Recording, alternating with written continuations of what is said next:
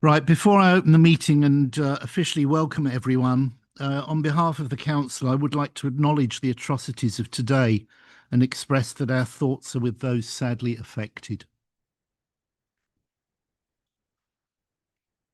I will now welcome members, some of whom no doubt are still bleary from their conference, and some of who are in excited anticipation of theirs. Officers and members of the public, and I'm particularly pleased to see three of our great friends here from the organisations that are going to present to us later. Before the meeting starts, I would like to invite the committee member and scrutiny officer to update you on the systems being used and confirm that officers in remote attendance are present. Robbie. I don't believe we have any officers in attendance remote, so go to the rules of debate.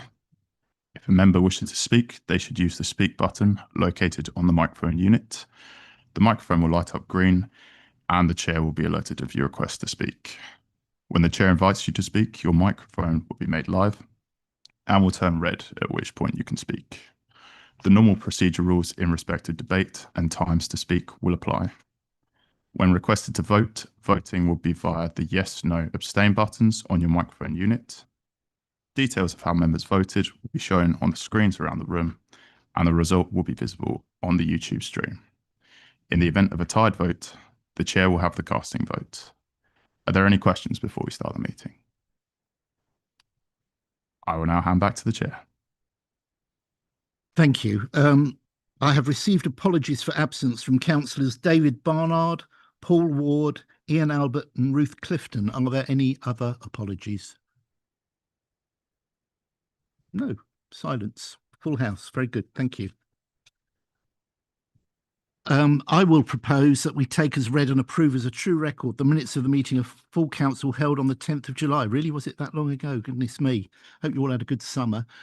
So yes, I will propose that. Can I have a seconder, please? Thanks, Daniel. Are there any comments at all? Okay, can you just signify and say aye if you're happy with the minutes? Aye, thank you very much. Any against? No, so we're going to take that as gone. There has been no other business notified.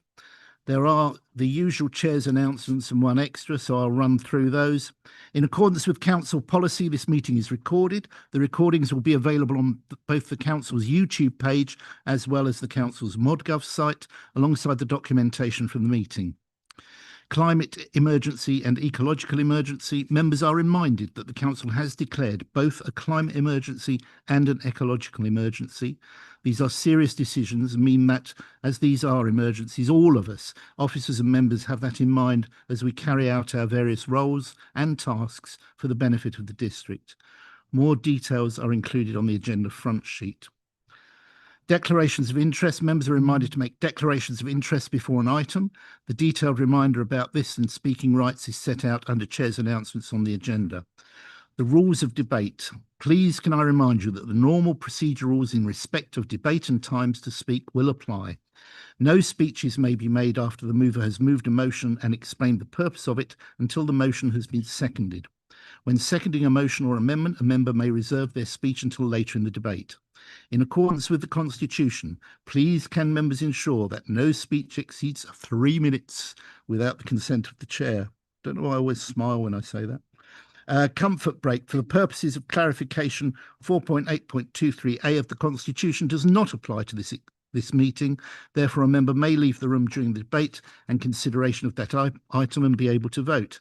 However, please be mindful of the business on the agenda and wherever possible, leave at an appropriate point in the proceedings. I will take a comfort break at an appropriate time in the meeting should proceedings continue at length. And then my final notice is about Youth Democracy Day. Youth Democracy Day will be held on Thursday, the 20th of November from 9:30 to 3:30 in the council chamber, with students attending from various schools around the district. Members are invited to attend all day, and if you're able and would like to attend, please speak to a member of the committee services team. This is a really great opportunity for young people to understand better how local democracy works. If you have any contacts with schools in your wards, please pass the message on and encourage their students to attend. And I'll just give a plug to that because I think it's hugely useful and has been very good over the past few years. Public participation. We are joined tonight by 3 groups who I'm delighted to welcome, who are in receipt of council funding to outline the work they do in North Hertfordshire and to answer questions from members. And first up is Citizens Advice North Herts. So Rosie Waters, it's over to you. Welcome. Thank you. Yes, I'm Rosie Waters, the Chief Executive Officer of Citizens Advice North Herts, an independent local charity that relies on grants for survival, including the core grant that you provide. And we wouldn't be operating today if it wasn't for you. So thank you very much. This evening, I'm going to talk about what we do and link that to your 4 strategic goals and hopefully convince you not only to it's up for renewal this year, but also to increase it, obviously. Citizens Advice is the safety net when people hit crisis. We advise people on a range of issues, including housing, debt, benefits, employment, relationship breakdown, and more. And we're active in every community across the district, focusing on the needs of residents in Letchworth, Hitchin, Royston, Baldock, and our villages. Last year, we helped 7,193 North Herts residents, which is a 7% increase from the previous year. Our advice not only has a positive, often life-changing and life-saving in some cases, impact on the individuals we support, but we contribute social value by supporting you in achieving your priorities as well. We fundamentally help create thriving communities, one person at a time, and we do work to reduce health inequalities. 70% of our clients report improved mental health after receiving our advice, and 49% report better physical health. 89% of our clients would not have been able to resolve their problem without us. This reduces demand at your front door, the NHS, the police, social services, and other costly statutory interventions. We work to catch problems at an early stage, and we build resilience before crisis hits. So last year, we reached an additional 1,380 people via nearly 120 preventative workshops and events. Our entire offer helps resolve practical problems, helping people move forward in and participate all areas of their lives. We share a strategic objective in accessible services. Our service, we work to make it accessible when and how people need us, by phone, email, and face-to-face. We act as a bridge when council and public services become too complex, and we support digitally challenged people to navigate increasingly online public services. We support responsible growth in many ways, but last year our housing advice alone has been estimated to have saved North Herts Council nearly £200,000. We help people sustain our tenancies, our advice helps people remain in work and builds the foundations for people out of work to become work ready. Energy is a core advice area for us, which links to your strategic goal of sustainability. Our energy champion provides trusted information to the North Hertfordshire community, and we're seeking additional funding at the moment to develop our green energy offer in that area. Not only do we directly and actively support your strategic objectives, but we also offer excellent value for money. For every £1 invested in our service last year, we provided a return of £11 to individuals and £18 of wider economic and social benefits. Last year, we achieved financial outcomes of £2.8 million for residents, primarily through increased income. And we couldn't do this without you and your grant. Your investment in our core advice service acts like a seed fund, enabling us to source further funding. Last year, the core grant we received from you enabled us to attract a further £600,000 of funding. But it isn't just about the numbers, it's about the people, like Anita. Anita had fallen into debt due to a period of ill health during which she was unable to work. During this break in her employment, she'd accumulated significant debt and was at risk of losing both her car and her home. She was stressed, anxious, and despite now being well enough physically to go back to work, she was just too mentally overwhelmed to cope with the job application process. We worked with Anita to improve her situation. We successfully submitted a debt relief order for her, which means that after a period of 12 months, she will no longer be liable for her debts. We provided her with help with a fuel voucher so she could heat her home, and we advised her on budgeting and maximising her income. As a result, she's no longer in debt, she can afford her essentials, and she's bringing in extra income by renting out her spare room. Her mental health has improved and she's job hunting. And most importantly, she now sees hope for her future. So as our current core grant agreement comes to an end, we're seeking a new, preferably multi-year funding commitment from you, preferably at an increased rate, so that we can deepen our impact for people like Anita. This will allow us to maintain capacity as demand grows year on year, retain our expert staff and develop our service even further. Your investment in us is an investment in improving the lives of North Hertfordshire residents and in achieving your own strategic priorities. Thank you very much. Thanks, Rosie, very much indeed. Any questions from members? I'm sure there will be. Councillor Puplasingham, VJ. Where are you? There you are. Yeah, thanks, Chair. I should just state at the outset that I'm one of the representatives for the Council on Citizen Advice North Herts' board. First of all, just to recognise and thank Rosie for all the work, not only that she does and her leadership team does, but the entire team at North Herts Citizens Advice. Again, unsung heroes in my view. You just told members about a lot of the great work that you're doing, but could you elaborate a little bit on the different routes and the different programmes by which and the different forums that you do offer by which you're trying to engage more residents so that they can access your services as well? We offer a multi-channel service. People can ring us up, they can email us, we've got self-help material online. But our face-to-face service is really well used and really necessary for people. We deliver that from our offices, we do home visits, and we're also developing our presence in other community venues and groups. We want to try and reach people who don't normally come to see us and to catch more issues at a pre-crisis stage. So we've developed we're calling it Advice in the Community offer. So that's got two strands, a kind of one-to-many thing, which we do via our comms strategy about information and awareness raising, which we do digital media, print media, workshops and talks.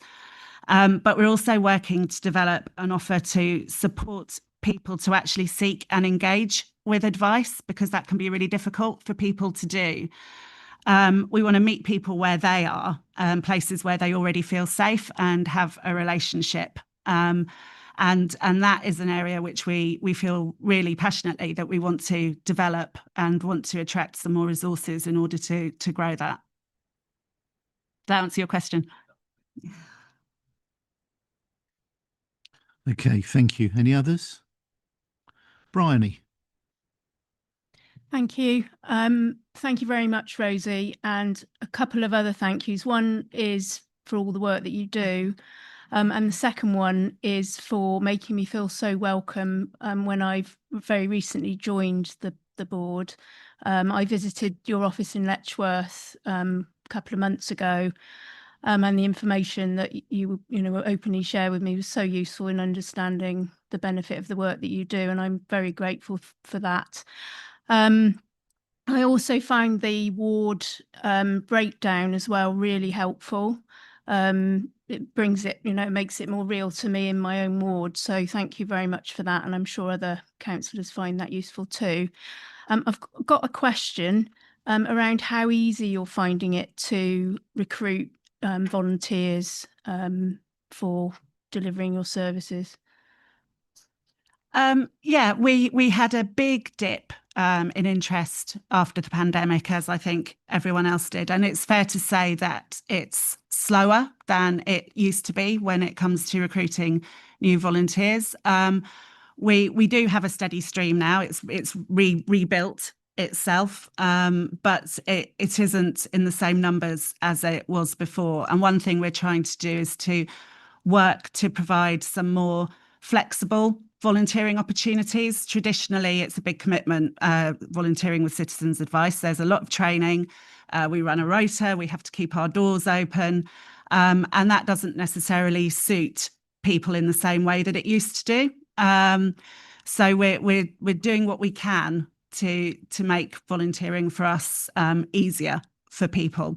So I would say we do have a brilliant clutch of volunteers, absolutely fantastic. They do amazing work. We wouldn't be here without them either. But it is harder than it used to be. Okay, thank you. Right, got a couple more. Daniel Allen.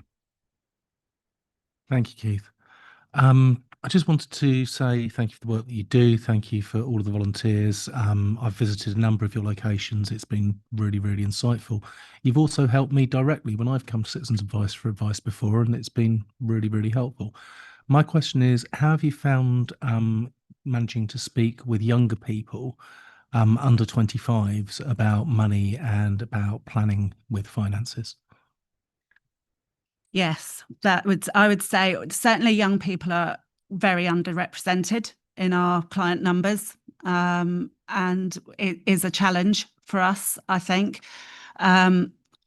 We are trying to make some links with some of the schools, particularly in Letchworth, to see if it's possible to engage in a kind of financial capability programme at school level. We're also looking at what we can do digitally as well, because we're very aware that certainly my young people would rather die than make a phone call. So they want to receive their information in a different way, and they want to do that online. So we're looking at how we can do that to increase access, because I have to say at the moment the numbers are very low. Thanks, Rosie. Perhaps we should make that point at Youth Democracy Day, that they're a great partner with us. Val Bryant. Thank you. I have the pleasure of working with you every month at the Cost of Living Alliance. Would you like to tell the councillor something about that? Because it's a new initiative and I don't think they know about it. Yes, we've set up, we're calling it the North Herts Cost of Living Alliance, which is a monthly gathering of partners, including First Garden City Homes, ourselves, Settle. We've invited Mohammed from Minority Ethnic Forum, is involved, SADA come along, and the Letchworth Heritage Foundation, as well as people from North Herts Council, Rebs and Ben's team. And our aim is to try and work out how we can work together better to help people who are struggling with the cost of living. At the moment, it's very difficult for people. There's a lot of bouncing around between agencies, despite our best efforts to make that journey as smooth as possible. So we're hoping that by sharing data, sharing what we do, we can create a much more dignified path through support services in the area, and ultimately raise people's standard of living. Okay, thanks. All right, I'm going to take one more, and then I will urge you, if you have any further questions, you can always contact Rosie direct, or you can come to the AGM, which is on the 23rd of October, I think at 2:00 at the Icknield Centre. Yeah, see, I got that all right without a script. Right, our last question for Rosie is from Sadie Billing. Thank you. Citizens Advice often sees a problem before anyone else does. If we as councillors really want to judge the health of our community, what single trend is in your caseload should we be watching more closely? It's a really good question, I would say at the moment there are two. One is benefits, particularly disability benefits. How that increases, I think, is often very indicative of how much people are struggling. We've found lots more people starting to claim disability benefits, including younger people, whereas before they started struggling with the cost of living, they may well not have bothered claiming, but they are now, because it's a way of helping to afford the essentials. PIP is also not an out of work benefit, of course. So more people in work who are struggling are needing some extra help with the costs of their disability. So PIP in particular is one. And I also think housing is very interesting in North Hertfordshire. We're bucking the trend a bit in this district in terms of the growth in the number of housing issues. We're seeing more than lots of the other local offices close by are seeing. And I think that speaks to the general affordability of housing in North Hertfordshire and the availability of it. And I think as that ticks up, and particularly the pressure on your home housing department as well, that really helps to uncover some of the other things that are going on underneath. Rosie, thanks very much for coming along this evening and telling us all about that. I've no doubt you'll be keeping as close an eye on local government reorganisation as we will. Okay, thank you very much. And now I'd like to welcome our second guest this evening from North Herts CVS, Hannah Gray. Good evening, everyone. It's a pleasure to be here. Thank you for inviting us along to speak about the work of North Herts and Stevenage CVS. Our vision is quite simple. We want a connected, resilient and compassionate community, and we want to champion and support local voluntary faith, community and social enterprise groups here in North Hertfordshire. We want to lead programmes to enrich life across North Hertfordshire through the projects that we run as well. Next slide, please. This year alone, we've had 1,200 representatives in our network. These are from local groups and charities across North Hertfordshire and Stevenage. Over 1,000 hours of direct support has gone to these groups. We've provided funding advice, so that's helping groups look for funding, apply for funding. We've given advice on funding applications by proofreading and making sure that they have everything needed on the checklist. We also provide support and information on governance and ensuring groups have constitutions and the correct formation for their group. We help with problem solving and are a trusted ear to many groups. We're somewhere that they can come, which is a safe space if they're in trouble. Often they won't want to come to a funder if they're in trouble because they don't want the funder to know that they're in trouble. So they come to us and say, please help us. How can we get out of trouble? Policies and procedures has been a huge one this year. The amount of groups that have said, oh, can you just send us a safeguarding policy?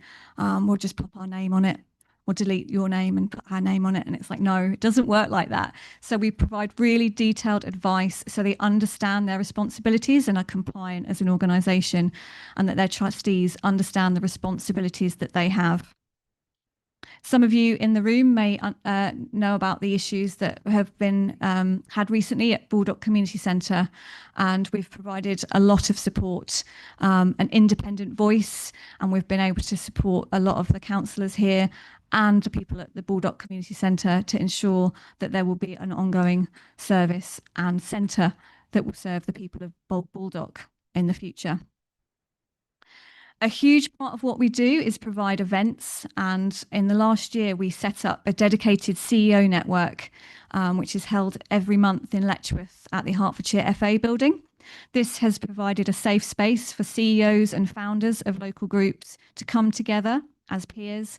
Being a CEO or a founder of a charity or local group can be actually quite isolating and lonely. So having a space where they can come together to share ideas, form partnerships, and support each other has been fantastic. And the engagement we've had for that group has been really positive. We've also set up a volunteer managers network for volunteer managers. We've identified that volunteer recruitment, as Rosie mentioned earlier, has been incredibly difficult since the pandemic. So we've been working really hard to support groups to increase the number of volunteers coming forward for their services. And that ranges from volunteer management support to getting their recruitment right. Are they telling their story and getting their role descriptions out there and advertising and saying, we want volunteers in the right way? Earlier this month, last month now, as we're in October, we held our AGM and funding summit, which some of you were at. And this was a chance for us to invite a variety of different funders to come and talk to groups. It was a chance for, I think we had about over 70 different people attend. And it was a chance for them to meet the funders. So especially things like the Big Lottery, which is often a big scary funder to many small grassroots groups, and they're a bit scared of applying. So it was a fantastic opportunity for them to come and meet the funders, hear from the funders, and find out that they're actually a friendly face and they can apply. We also recently hosted an event on local government reform, which Councillor Daniel Allen kindly hosted for us. We felt it was absolutely vital that the voluntary sector is engaged in the consultation process with this. It will affect all of us, and it was vital that groups understood the process, how they can put forward their ideas, their concerns, and understand how it will affect them so they can be sustainable and prepared moving forwards. We also provide lots of training. We've done marketing and comms training, we've done safeguarding training, volunteer management, AI training, dementia training, and action learning sets for volunteer managers.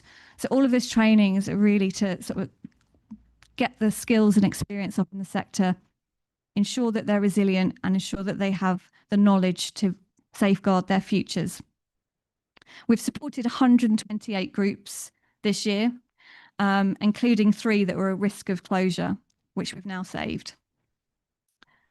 Influence is a really important part of the work that we do. We lobbied MPs when the NI changes came about the effect that that would have on charities. And as part of my role on the VCFSE Alliance, I've helped get funding to build a social value calculator for the voluntary sector across the whole of Hertfordshire to use for free.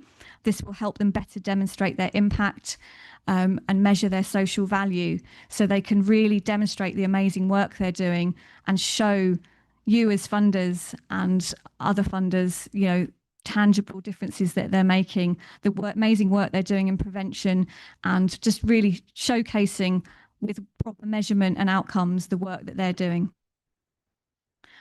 Sorry, next slide. I forgot to say next slide. Next one. Thank you. Many of you will know some of our projects as well, so just going to highlight some of those. We run GoVol Hearts, which is the county-wide volunteering service for Hertfordshire. We've had a 57% increase in the volunteers registered with our service this year, and we have over 500 voluntary organisations registered. It's such a vital service, that one, it's the one-stop shop for volunteering in Hertfordshire, and we've had some fantastic success rates, especially recruiting those hard to get roles such as treasurers, which are a nightmare, and trustees. So we've had really good success of attracting really high quality volunteers through the site, which has been a lifeline for many organisations. We run the community transport service, providing vital transport to residents to get to their healthcare appointments. And last year we had 777 users of that service and covered over 110,000 miles with our volunteers, which equated to £707,000 in economic social value. We also run a befriending project across the county with over 400 volunteers, providing over 3,000 volunteer hours a month, providing practical support and companionship to people recently discharged from hospital. And through our partnership with North Herts Council, we run Staying Connected, which is our digital inclusion programme. So through that programme, we're helping people become, sorry, I can hear a strange noise. We're helping people out of digital poverty by providing devices, training, and importantly, providing training on safety equipment. Sorry, not safety equipment, safety. Many of you will be aware of the cyber crimes that are happening. So we've been working with the police to make sure people understand how to safely use their devices to avoid a cyber crime. We also we run a lot of projects, as you will know. So we run Breakaway, which is the only complex needs healthcare SEND provision in Hertfordshire, and we run holiday play schemes as well for children in North Herts and Stevenage. And recently, we've also been awarded funding for the Volunteering for Health project, which is all about increasing the numbers of volunteers in our county and looking at passporting solutions for volunteering to decrease the amount of bureaucracy it takes to volunteer. Many of you in this room will volunteer and realise that, you know, getting a DBS check for every single volunteer role that you have and going through various training courses, which you already have done, is quite frustrating. So we're looking at a passporting system so volunteers can easily go between organisations in a safe and more efficient way. Finally, I just want to thank North Herts Council for their support. Your core grant enables us to fulfil our core service to support voluntary groups in North Hertfordshire. And what's next for us? We want to do even more events. We want to provide greater advocacy for those groups. And we want to work with North Herts Council to provide a conference for community centres, because we realise that's a big gap, that we need to build the knowledge and skills with the trustees and volunteers and staff within the community centres to safeguard the centres and ensure that they're being run effectively and efficiently for the community. So thank you for letting me speak today, and thank you again for our grants, and we really hope that you continue to support us. Thank you.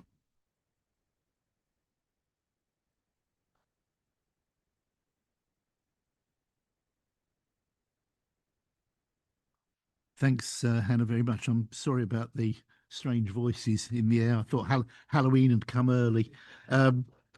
Right, we'll go to questions or comments. Daniel Allen first, please. I'm glad I wasn't the only one hearing voices. I was very happy to be invited to talk to you about local government reorganisation, because I get very little chance to speak about it. Your reputation is known throughout Hertfordshire, and it is very much respected, and we thank you for all the work that you do. Safeguarding, as you mentioned, is very important. I know a number of councillors here haven't completed their safeguarding training online and really need to. Can you tell us a little more, please, about how the social value calculator works? Okay, so it's being officially launched on the 20th of October at the VCFSE conference in Hertfordshire at the Fielder Centre. It's been developed by professors at the University of Hertfordshire, but it's been built for and by the voluntary sector in Hertfordshire. So we've involved the local voluntary sector from the start. They've helped build it. There was no point doing it without them in consultation, because otherwise they're never going to use it. So we wanted to have a really intuitive, simple program that all voluntary groups can use, including grassroots groups. Many charities, bigger charities, will be lucky enough to afford someone to do their monitoring and evaluation, but very small groups run by volunteers, it's a minefield and they don't know where to start. So it was really important to us that we worked with groups of all levels to be able to build a calculator where they can put the data in very simply, and it will do all the whizzy stuff for them. I've tested it, and I'm not the most IT literate person, and I found it really easy and had fantastic results. So we can't wait to share it with everybody, and the CVS will be running training sessions if anyone's interested. Thank you. Thanks very much. And Tamsin Thomas. Thank you, Chair. I just wanted to say thank you for all the support that you've been giving with Baldock Community Centre. It's been really, really appreciated having Andy's support as they navigate a transition, and certainly it's been able to give us at the council a lot more confidence that process is going to be successful. So just really wanted to acknowledge that, particularly as we have a number of community centres where we're learning a lot from the process that's happening there. And it really is great the work that you do to ensure that vital community organisations are able to sustain themselves through processes of change, which are difficult but are navigable if you've got access to the right knowledge, right expertise, right documentation. And Andy's been really, really supportive and great to work with. So thank you. Ruth Brown. Thank you. And thank you very much for all the work you do. I particularly wanted to thank you for taking the trouble to come to Royston to do the community conversations. It's great that you come out to local people where they are. Obviously, there used to be lots of volunteer centres. They no longer exist, and the nearest volunteer centre from Royston is a very long way away. Obviously, we have the online portal now, which I promote widely, I would say. But that community conversation event was really helpful with Andy's, and to, as much as anything, to connect local groups together, some of whom had weren't aware of one another. So there's some peer support and some sharing of good practice that goes on. And Andy also regularly attends our community breakfast in Royston, which is really very much appreciated. So thank you for everything you do for our local community.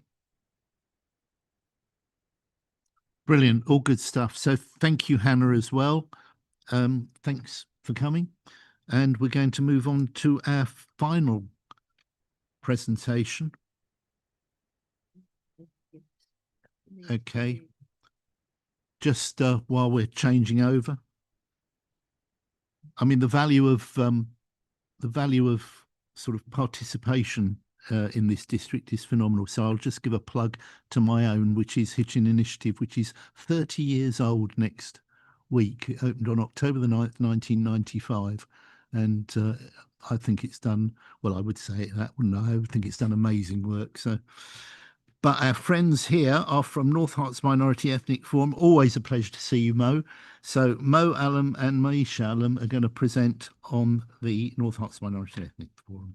Good evening, everyone. Thank you very much for inviting us to do a little presentation about the work we do. I know the time constraint really, so I'm going to hand over to my colleague to do a brief presentation about the work we do, as many of you probably don't know us, and I'll be available to answer any question after that. Hello, good evening, councillors. My name is Maisha Alam. I'm the Community Development Officer for North Hertfordshire Minority Ethnic Forum. I'm just going to tell you a little bit about what we do and who we are. So the Forum is an umbrella organisation for Black, Asian and minority ethnic community groups. We were established 27 years ago, back in 1998, to support BME communities. Our clients include, but are not limited to, Asian, African Caribbean, Chinese, Italian, Middle Eastern, Polish communities, other European communities, as well as white British people. The wide reach reflects our mission not only to provide services, but also to create a shared space where people from different backgrounds can come together, celebrate their heritage, and access the support they need to thrive. Our work is about building bridges, tackling inequalities, and ensuring that every voice in the community is heard. Okay, what do we do? So we provide advocacy services, making sure communities have a voice in key decisions. We run skills and training programs. Just to name a few, we have employability courses, IT skills, accredited food safety and catering courses to help people move into work and reduce reliance on benefits. We support both young people and senior citizens. For example, our Asian, Italian and Afro-Caribbean elderly social groups. They meet weekly to reduce social isolation, and bring people together. We also deliver health and well-being activities, ensuring BME communities have equal access and support to tackle health inequalities and stay well both mentally and physically. Beyond our services, we partner with local authorities, consult with BME groups, and act as a focal point. So essentially a hub where communities can connect, access support, and feel a sense of belonging. Next slide, please. Okay, so here's just a quick glance at our services over the last year and the proportion of clients who have accessed each service. So as you can see, 20% came to us for advocacy services, 33% for employability and skills development programs, 10% for our services for senior citizens, 19% for our children and young people services, and 12% for our health and wellbeing services. Thank you. Okay, so just a deeper look into our advocacy services. We provide a drop-in surgery where people can get information, advice and guidance on a range of issues. This can be from housing to benefits to PIP, job applications, and we also help with more simple everyday issues as well. For example, if someone receives a letter they don't understand, maybe they can't read or English isn't their first language, we can explain it to them and guide them on their next steps. Most of the support that we offer is direct support, but if needed, we do liaise with other agencies to help resolve the issue on their behalf. Pension services. So, for example, we provide Italian pension support through INAS, which is Italian Welfare and Social Assistance, helping the Italian community access and manage their pensions and related welfare services.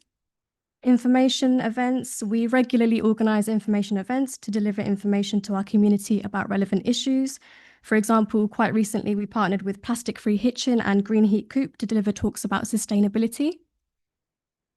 Next slide, please.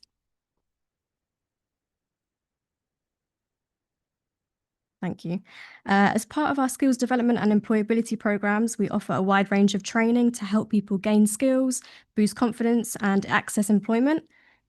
So just to name a few, we've got English language courses, IT, cookery classes, sewing, dressmaking, accredited food safety and catering, customer service training, first aid training, GDPR training, and digital photography. Over the past year, 818 people have benefited. These programs provide practical skills that support both personal development and access to employment opportunities. Okay, and we also run a variety of social clubs for different communities. This provides opportunity to meet and reduce social isolation. These are just to name a few. We've got Asian Women's, Asian Men's Club, Italian Luncheon Club, Inas Pension Club, African Caribbean Luncheon Club, Rashidi Social Club for Black Women, Hong Kong Social Club, and the Ukrainian Social Club as well. Over the past year, 259 people have attended these groups, showing how important they are in helping people stay connected, socially active, and supported within their communities. Next slide, please. Thank you. We also deliver services for children and young people to support learning, development, and engagement. These include Homework Support Club, Polish Language School, and a variety of extracurricular activities during the school holidays. Many of the families we support face financial hardship, so often they're unable to take their families on holiday or for outings, which make these activities particularly important. Just to give you an example, this summer we went to the trampoline park, we went to Woburn Safari Park, we did some kids cookery classes and some arts and crafts classes as well. Over the past year, 459 young people took part, showing how these programs help children and young people develop skills, build confidence, and stay. We run a range of health and wellbeing activities. Just to list a few here. Last year, 274 people took part, helping them stay healthy and active. Okay, now we'd just like to share some highlights and photos so you can get a real sense of the activities and impact of our work. This is just a picture from one of our employability classes. People learn how to write CVs, how to go into job interviews, where to apply for jobs, how to look for jobs. Next slide, please. This is one of our sewing classes. Next slide, thank you. This is just one of our English language classes. We have 7. This one is at Needham House Hotel, where asylum seekers are currently being housed by the Home Office. They face a lot of transport issues, so we actually brought our classes to them to make them more accessible. This is our low budget cookery classes to tackle high cost of living. This is one of our community safety workshops with Hertfordshire Constabulary. This is one of the cooking classes from this summer. Thank you. This was a day trip for the refugees and asylum seekers. This is a Christmas celebration from last year. On the left, we have the Asian Men's Club, and on the right, we have the Italian group. Thank you. So one thing we want to highlight is that we aim to support and encourage newcomers to this country to understand, adopt, and embrace British values: democracy, the rule of law, individual liberty, and mutual respect and tolerance for those of different faiths and beliefs, whilst also celebrating and valuing their own cultural identity. These shared values help build a fair, inclusive, and cohesive society where everyone can contribute and thrive. Okay, how do we provide our services? So we have a very small team of 3 staff and 10 trustees. We are supported by many volunteers who help with activities during office hours and outside office hours. They come from a range of different backgrounds and can speak lots of languages, so they're there to assist with translation when needed. Most of our projects do run on a short-term funding, usually 6 months to a year, but some are sustained projects like the Homework Club and the sewing course. These continue long-term without funding. People enjoy them so much, they're keen to keep them running, so they're happy to pay a small contribution fee. We also work in partnership with other agencies such as Hertfordshire Constabulary, who have officially recognised us as a third-party reporting centre for hate crime. This is just a recent picture we wanted to share of our Hitchin MP, Alistair Strathern, and our North East Hertfordshire MP, Chris Hinchliffe, who visited us quite recently to talk to our communities about their concerns following the new immigration bill. Okay, thank you for your time. If you have any questions, my colleague will be happy to take them now. Thank you. Okay, thank you very much for that. Do we have any questions, please? What's it? Right. Firstly, David Chalmers. David. Good evening. Thank you very much for your presentation. I should declare that I actually am a trustee and have been chair of a charity very similar work to yourselves down in North Devon, Sunrise. How are you finding funding these days, and where are you getting your funding from? I mean, I know we just had a presentation earlier talking about, but I know that charities like yourselves are really, but I know that the charity that I'm a trustee of is struggling. So I'd like to know that. Where are you based? We're based in Hitchin, but we also have some activities running across the district, including Stevenage as well. In order to answer your question about the funding, I think it's a common question. We are a very small charity, but well established. We have some core funds. Currently, our core funds are given by the National Notary Community Fund. We have a small grant under the Memorandum of Understanding from the District Council. We are very grateful for that. Honestly, without the support of the District Council, I think we would have gone out of the business long time ago. Because where we are currently operating is a land donated by the District Council in 1998, where actually we built a multi-story building in a partnership with a housing association. That's where we are operating from. Another core fund we have been receiving from Rowlandson Foundation through Hertfordshire Community Foundation. So these are our 3 core funds that's currently covering the core cost. In terms of the project activities, they are very short term. There are a range of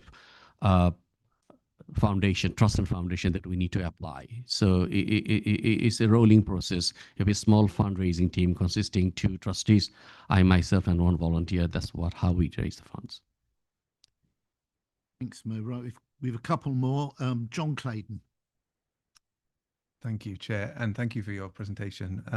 I live just around the corner from you. I see lots of people coming and going from the building, and it's great to see that engagement. I was just wondering, we've heard this evening that volunteers are harder and harder to get in many cases for many local charities. Just wondering how things are going for you in terms of volunteer recruitment and retention, and also whether the availability of volunteers has an influence on the communities that you're able to serve in terms of languages spoken and so forth. Right. In terms of the community detention, I think we are quite lucky to live in an area that were relatively much safer. Being a third-party reporting center for the hate and race crime, over the last 6 months, we had 0 reporting. So I'm really happy to report that. In terms of the volunteers, yes, we do. Sorry if I understood your question correctly. Are you asking about how do you recruit volunteers? I didn't catch up the question properly. Yeah, not so much about how you recruit them, but just whether you're able to recruit the volunteers that you need, and whether the volunteers that you have affects the communities that you're able to serve. So do you need a certain number of people, for example, who speak a certain language in order to be able to cater effectively to a community? And are you able to find those people? The way we recruit our volunteers, because we recruit our volunteers when they become our clients. Of course, we try to help their, changing their life. And many of them, they offer to become a volunteer. I can give an example. We had a lady coming from the Needham House speaking Turkish. Actually, she's Kurdish. She was asking for some help, and the only way we could communicate, because we don't have anyone on site actually to speak that language. So she was communicating with through Google language. And then I had to just communicate with one of our ex-clients who we supported a long time ago. She became a volunteer, and actually she did join us as a staff for a short period of time. So to precisely answer your questions, most of our volunteers are coming from our service users who, after changing their life, because coming into this country, many of them, they can't speak English. So we through our language classes, we try to actually improve their English skills, communication, including their confidence, and also help them to get through employment. And once they actually sit in their life, most of them, they come back to us saying that they're happy to become a volunteer. That's how we have created a bank of volunteers, particularly to help with our information advice and guidance services. Okay. Thank you, Mo. And looks like the final one, Chris Lucas.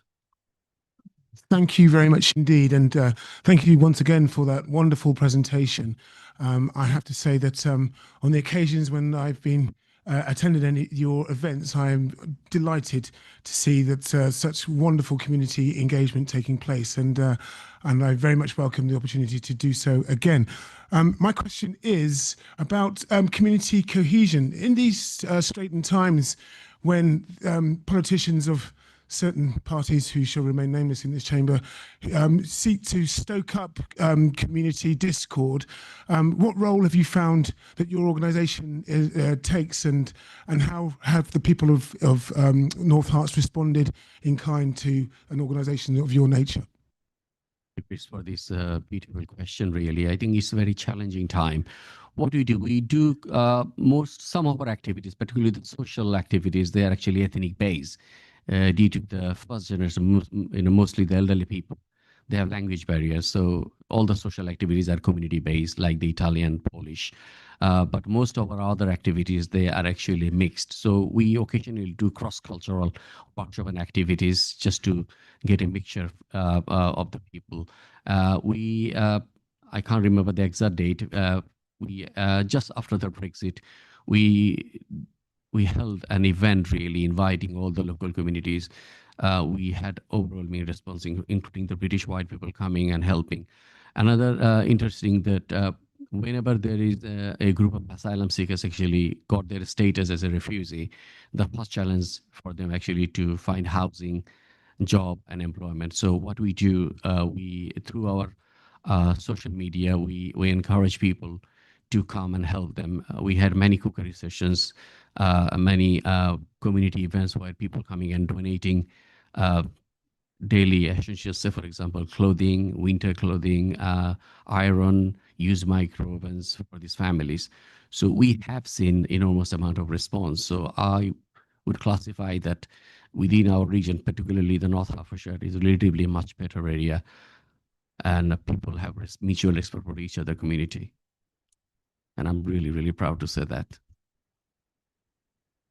Thank you, Mo. Right, so the last one, Tina Bartos. Thank you. I just want to say thank you for the incredible work that you do. I certainly know personally that you're very well regarded and respected amongst the local Indian community. And I've heard from many residents of the huge impact that you've had on their lives, particularly in terms of tackling isolation and helping them to access opportunities like work and volunteering.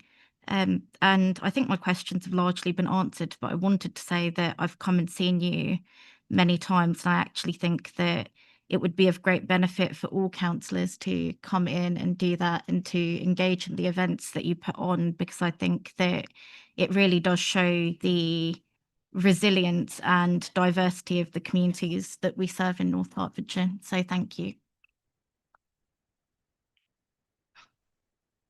Okay, thanks for that. I think we've all across the chamber this evening realised the huge value that our partnerships bring, and we thank you for your work that you do, all organisations. It's quite humbling. Thank you, Mo, very much for coming. Thank you. As always, feel free to stay, but do you know, I'm sure you've got a life, right? And somebody says Taskmaster's on at 9 o'clock or something. So, right, we'll just give you a couple of minutes.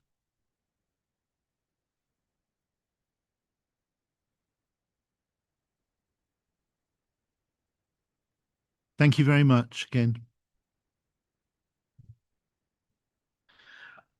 Right, item 6 is items referred from other committees. This is Cabinet First Quarter Capital Programme Monitoring. It's to be taken with agenda item 7, which is indeed the First Quarter Capital Budget Monitoring Review. I'm going to invite Daniel Allen as Chair of Cabinet to present the referral and report on this item. Daniel. Thank you very much, Chair.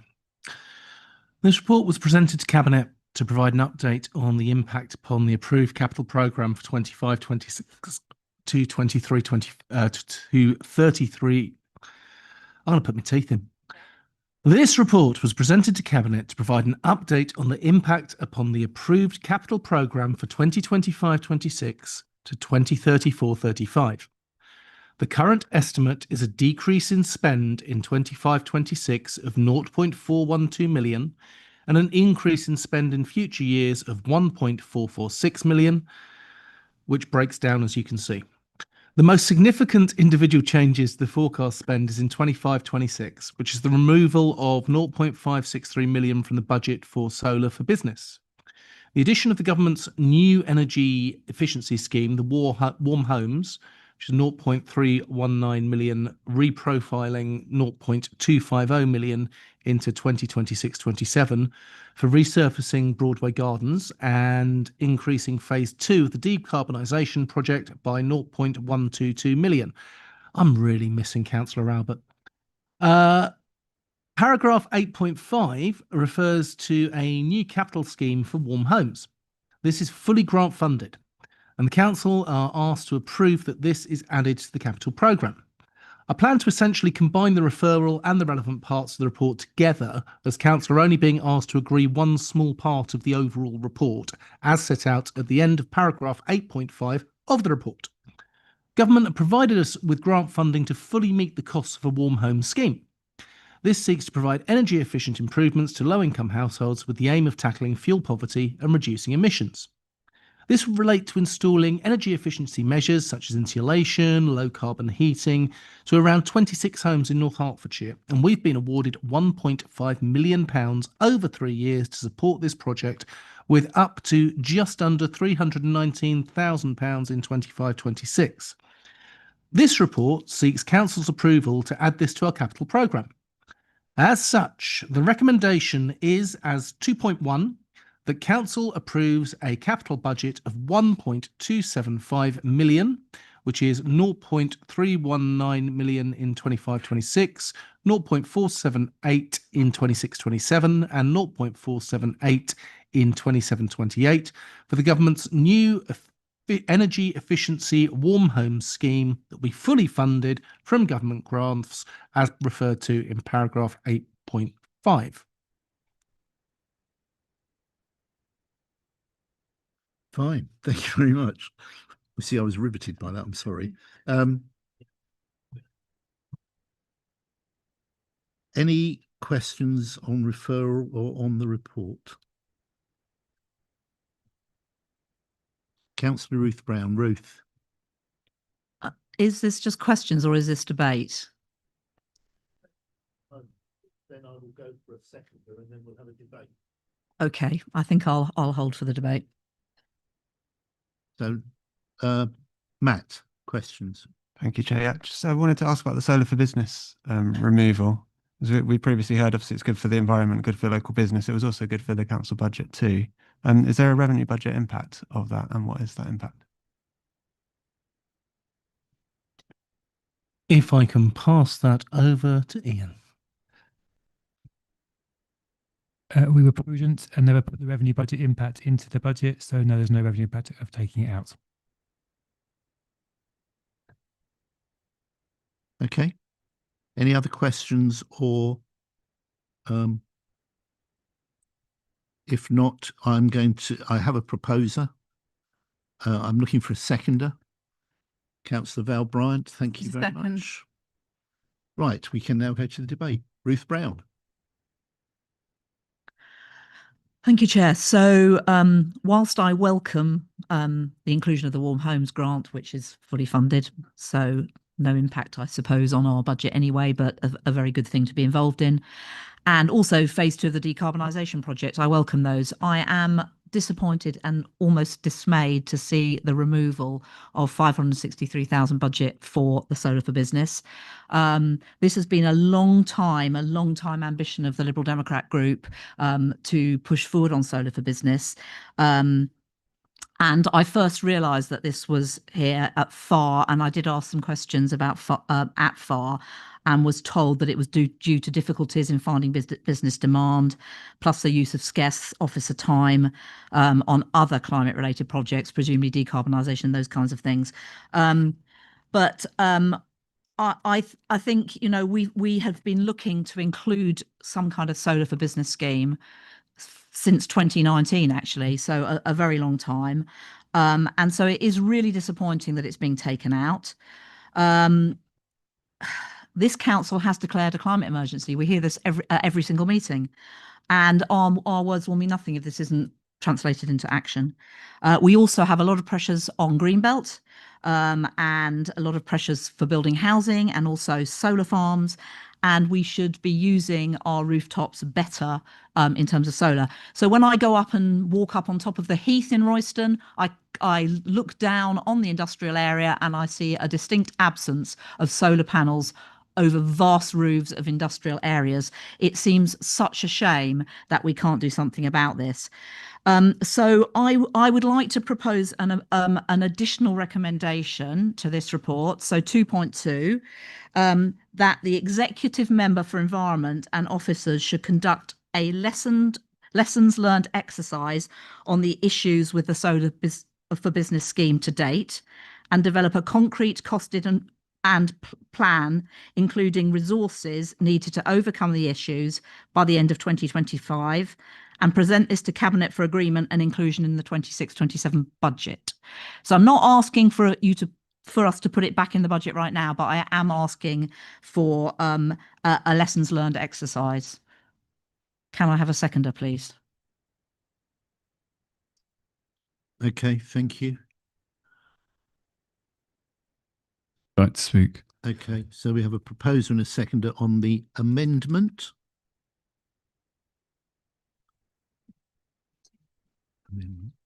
So we are now debating the amendment. Yeah. Is there any debate on the amendment? Daniel Allen. Obviously, because we don't have the kind of communication where we get let known about these things, we can't let you know how we think these will work figures wise, because you don't take the time to speak to us. What I would say, unfortunately, is we tried our best to get businesses to sign up for this, and unfortunately it didn't work. We really are behind this. We think it's a great thing. You can lead a horse to water, but you can't make it drink.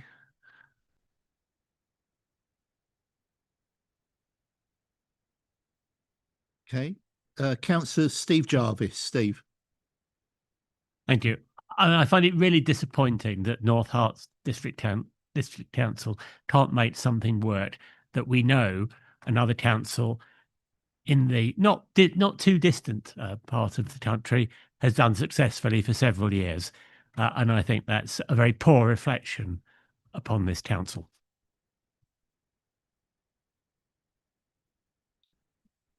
Councillor Mick Debenham. Mick. Yeah, thanks, Chair.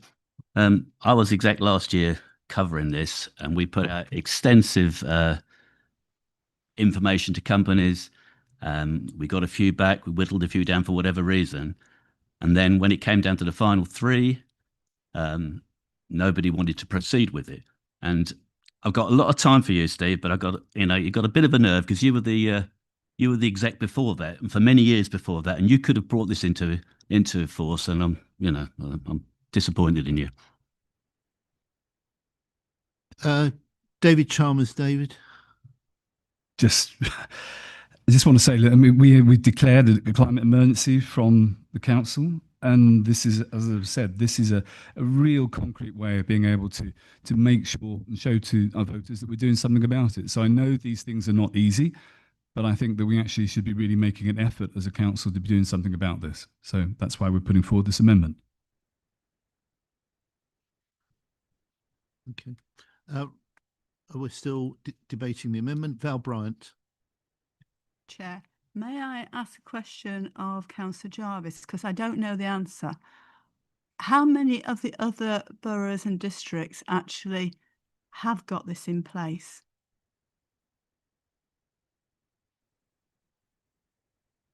Okay, before I seek an answer on that, I have Councillor Ralph Muntzer. Ralph. Thank you, Chair. And I will keep my remarks brief on this matter. But no one in this chamber, I think, denies the importance of taking action to fight climate change. But I suppose with respect to this amendment in particular, in this matter, it's about where is the most appropriate forum to discuss this. And I wouldn't support the fact that that is council. I would say potentially we have opposition budget workshops coming up. That may be a more appropriate forum for the Liberal Democrat group to put forward what they would support in the budget for next year. And in terms of lessons learned, Councillor Brown is, well aware of my feeling of the importance that, we are learning from errors and what has gone in the past. But I don't think that that's necessarily the right forum as council to do that. I would encourage her colleagues to bring forward such work at Overview and Scrutiny, where we can really get a deep dive into this and bring forward the executive member and the officers involved in the scheme to explore why businesses haven't necessarily taken up that support of which council has provided. Thank you. Elizabeth Dennis. Thank you, Chair. As the councillor who brought and moved the climate emergency motion, I feel compelled to speak on this particular issue. And I agree with colleagues from across the floor. Yes, it's disappointing and frustrating that we've not been able to support businesses in engaging with our Solar for Business scheme. Yes, it is vitally important, but also, yes, this is a matter that needs to be thought about in terms of developing a coherent policy offering, thinking through the challenges, the reasons why businesses haven't taken up the offer on this, and what we can do to work together across our communities, linking into other national schemes with colleagues in other areas as well, in order to support businesses taking up green energy initiatives. And I don't think, colleagues, that's a matter that we are going to be able to successfully bottom out tonight. But I am happy to work with colleagues across the chamber on exploring those issues via policy forums as we lead into budget workshop season, and also via Overview and Scrutiny, as Councillor Munster has rightly suggested, as a potential place to explore some of the lessons to be learned from why the scheme that we had in place hasn't been as successful as we might have hoped. Okay, thank you. Councillor Sam Collins. Thank you, Chair. Just listening to what Councillor Dennis and what Councillor Munster had to say, it sounded like pretty good arguments for a lessons learned exercise, which is what Councillor Brown is calling for. So I don't understand why there's any opposition to that. To learn lessons is surely what we're here to do and to deliver the best services. But I also find it a little bit disappointing that the current administration have gone, that's a bit hard, let's give up on it. But frankly, I find it really upsetting that we're talking about this in terms of pounds and pennies spent when we're talking about the future of the planet, the environment. I think that's a real shame as a general point to make. Just we shouldn't be thinking about this in financial terms purely. There's an environmental cost. And if we can get businesses on board with this, we make it a nicer place to live, North Hertfordshire as a whole and the whole planet. So that's a pretty big benefit. Thank you very much. Martin Prescott. Thank you, Chair. As the operator of business in North Herts, and have been so for many years, and having spent very recently tens of thousands of pounds on solar equipment, I cannot recall one single instance of receiving anything from the council, or indeed anybody else, offering me any kind of financial support or inducement to do so. It would have been nice had it happened a couple of months ago, but I think one of the first steps of a lessons learnt exercise would be how we communicate what we're doing, rather than just simply putting things in place and assuming business owners are telepathic. Okay, thank you. Do we have any more debate on the amendment? We don't. Sorry, Val Bryant. I was waiting for my answer. Oh, you're waiting for your Councillor answer. Jarvis. Well, that's up to Councillor Jarvis whether he wants to answer you, I would think. Councillor John Claydon. Thank you.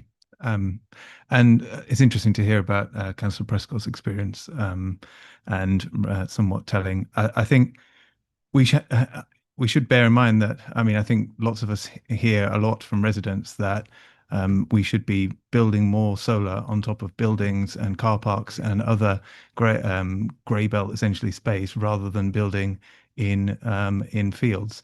And if we're going to achieve that, then this scheme is surely an important plank to make that happen. So I think we should be trying everything we can. And I do recognise that it's difficult. I'm not suggesting that people are not making an effort, but I think we should explore what more can be done to really try and push this forward. So I'll be supporting the amendment. Thank you. Thank you very much.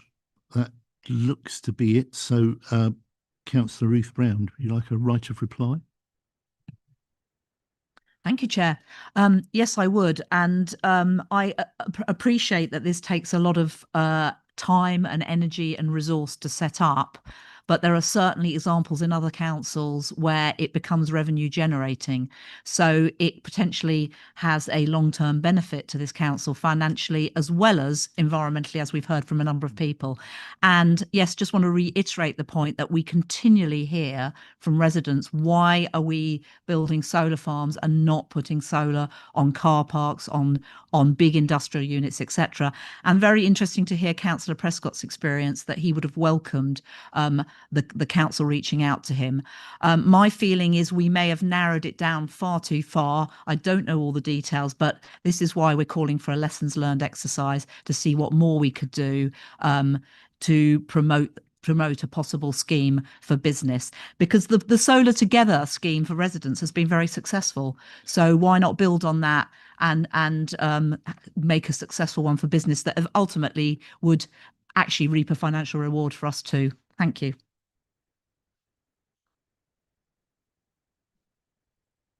Okay, thank you, Ruth. We have a question on your amendment from Councillor Sadie Billing.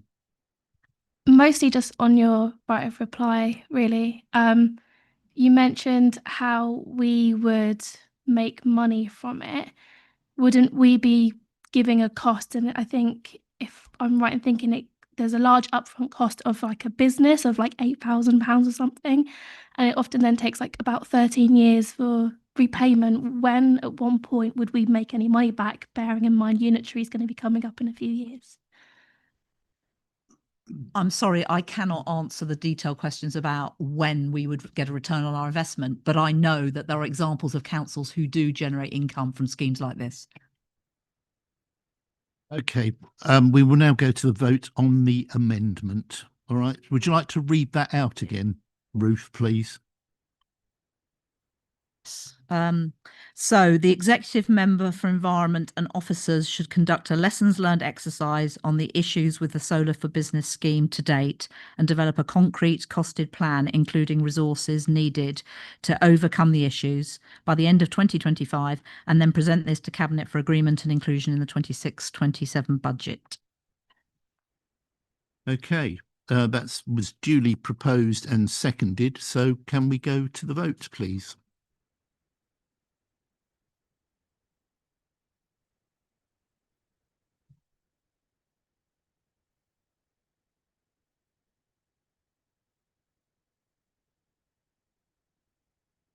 That motion is lost, Chair. Okay, so we go back to the original motion,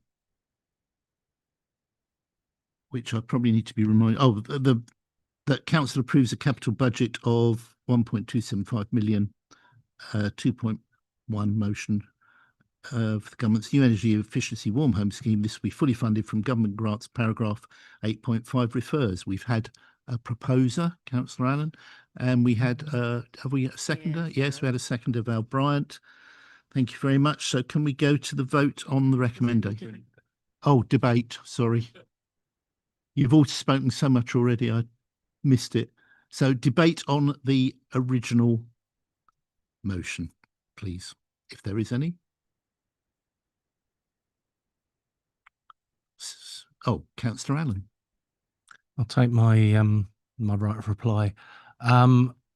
Basically, I just wanted to say we could have probably got this to work really well if you'd taken the time to talk to us as opposed to do political grandstanding at full council. Relevance, please. Well, it is relevant. If you talked to me, I could have knocked this through. We wouldn't have had to have this, but you had to show off. Yes, I don't think that was necessary, really. I mean, equally, communication can go the other way. Right, we are going to vote on the original motion then.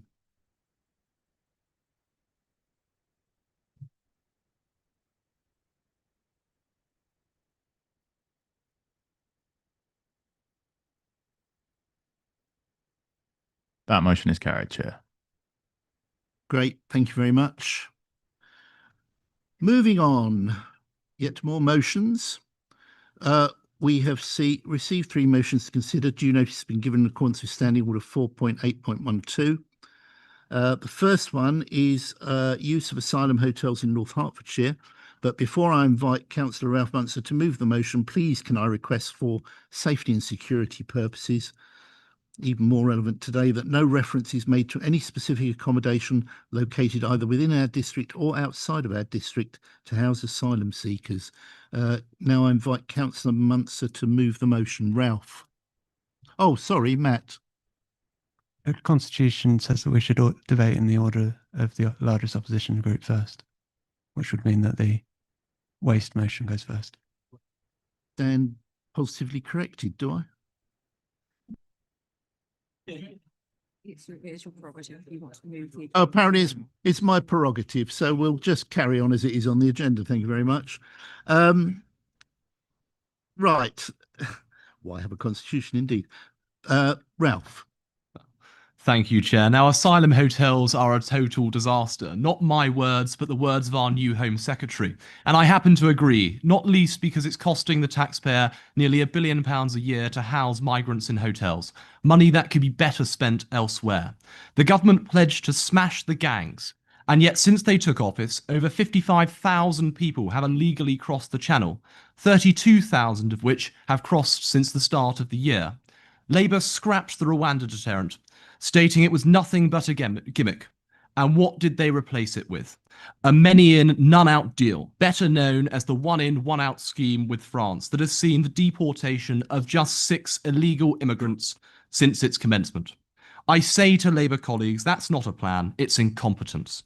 The government pledged to stop housing illegal immigrants in asylum hotels, but the reality is the number of asylum seekers being housed in hotels is still higher than when the Conservatives left office. Yet again, we see another broken promise by this Labour government. I wish to make it explicitly clear, like I'm sure everyone in this chamber, I have been incredibly concerned and condoned the ugly and unacceptable scenes of disorder taking place on the streets across the country, including that disorder taking place in Hertfordshire. This motion does not seek to justify or give any legitimacy to those who are willing to engage in disorder or criminality to achieve political ends, for that would be an affront to democracy. Rather, it seeks to bring forward a respectful debate on the legitimate concerns on this issue of the hard-working, law-abiding majority in North Herts. The truth is the government doesn't have a plan to take the steps necessary to tackle illegal immigration, and it doesn't know what to do with those migrants being housed in hotels. The Conservative Party is clear in what we would do to tackle this issue and address people's concerns. We would pass the deportation bill, meaning those who enter this country illegally, whether it be on a boat crossing the Channel or on the back of a lorry, would be detained in a secure detention centre and to be deported with no right to reside or return to the UK. The Conservative Party, both nationally and locally, want to see the government expedite the closing of the remaining asylum hotels in this district, with them never to return. And we want to prevent the government from using HMOs to house illegal immigrants in our communities, because if government were to implement that policy, it would do nothing but further threaten the community cohesion across North Hertfordshire. My party and our district has a proud record of supporting those who are genuinely fleeing You are about to run out of time. or conflict, and who share our values and who make a contribution to our community. But we cannot condone those who arrive in our country illegally, those who have no respect for our laws, and those who seek to drain the resources which hard-working taxpayers fund. So if you want to see asylum hotels closed in North Hertfordshire, never to return, then back this motion. If you want to prevent illegal immigrants from being housed in HMOs and communities across our district, back this motion. And if you want to ensure we play our part in taking power out of the hands of vile people smugglers who benefit from human misery, then back this motion. Councillor. That's it. Thank you very much indeed. I've no doubt that will all be said in Manchester next week as well. Is there a seconder to the motion? Councillor Patmore, Stephen, thank you. Debates, if there is any. Right. Oh, Now, what a surprise, it's quite a lot. Councillor Elizabeth Dennis. Elizabeth, first on the list. Thank you, Chair. I shall keep this very brief. The irony of Councillor Ralph Munster lecturing this council in previous meetings on bringing forth motions which are all to do with national policy, and then bringing forth a motion on national policy. But I fear Councillor Munster may also have got some of the data wrong, or perhaps there is mixed data out there. Certainly the Migration Observatory records that net migration has fallen 52% since its peak in 2024. And I do believe we have had a Labour government in place since that point in time. I'm not entirely certain the point or purpose of this motion, colleagues, so I would urge you to vote against it. And perhaps let's keep the debate short and get on to more pressing matters. Thank you, Elizabeth. Yes, I'm going to ask you to please try and keep it as relevant as you can to the work of North Herts District Council. I'm not on the White Cliffs of Dover waving a banner. Councillor Nigel Mason. Nigel. Thanks, Chair. I had some pointed questions to ask of Councillor Munster and his party, but today doesn't really feel like a day for pointed questions. What we say matters. What we write matters. What we do matters. Our actions as politicians and as people have consequences. Let's maybe focus on what we can do to unite our communities and work together tonight. We've had another grim day, whether it's in Manchester or no doubt in a lot of other places across the globe today. Let's make tomorrow about hope and not hate, and just move on, please. Thank you. Thank you, and I'm sure that's something that's going to be shared by other speakers from this side of the room. Mick Debenham. Thanks, Chair. I agree with Councillor Dennis. It's the current government's stated aim to reverse the practice brought in by the last Conservative government of housing asylum seekers and to find an alternative accommodation for those fleeing persecution. So I've failed to see the purpose of this motion, and however unwittingly, this is pandering to the prejudices in our society, which we need to stop. There are unpleasant groups in this country who are whipping up hysteria on this issue for their own invidious purposes. To those people, I will state a few facts. Here in North Hertfordshire, we are an inclusive community with a responsibility to those who come to us for help. In terms of housing, refugees do not have a significant impact on our district. In the past 4 years, the number of successful claims for permanent social housing in North Herts stands at just 11. And please bear in mind, this figure includes refugees from Ukraine. This is an irresponsible motion. However unwittingly, this could further stoke divisions within society, and therefore I should be opposing this motion. Thank you, Mick. Claire Billing.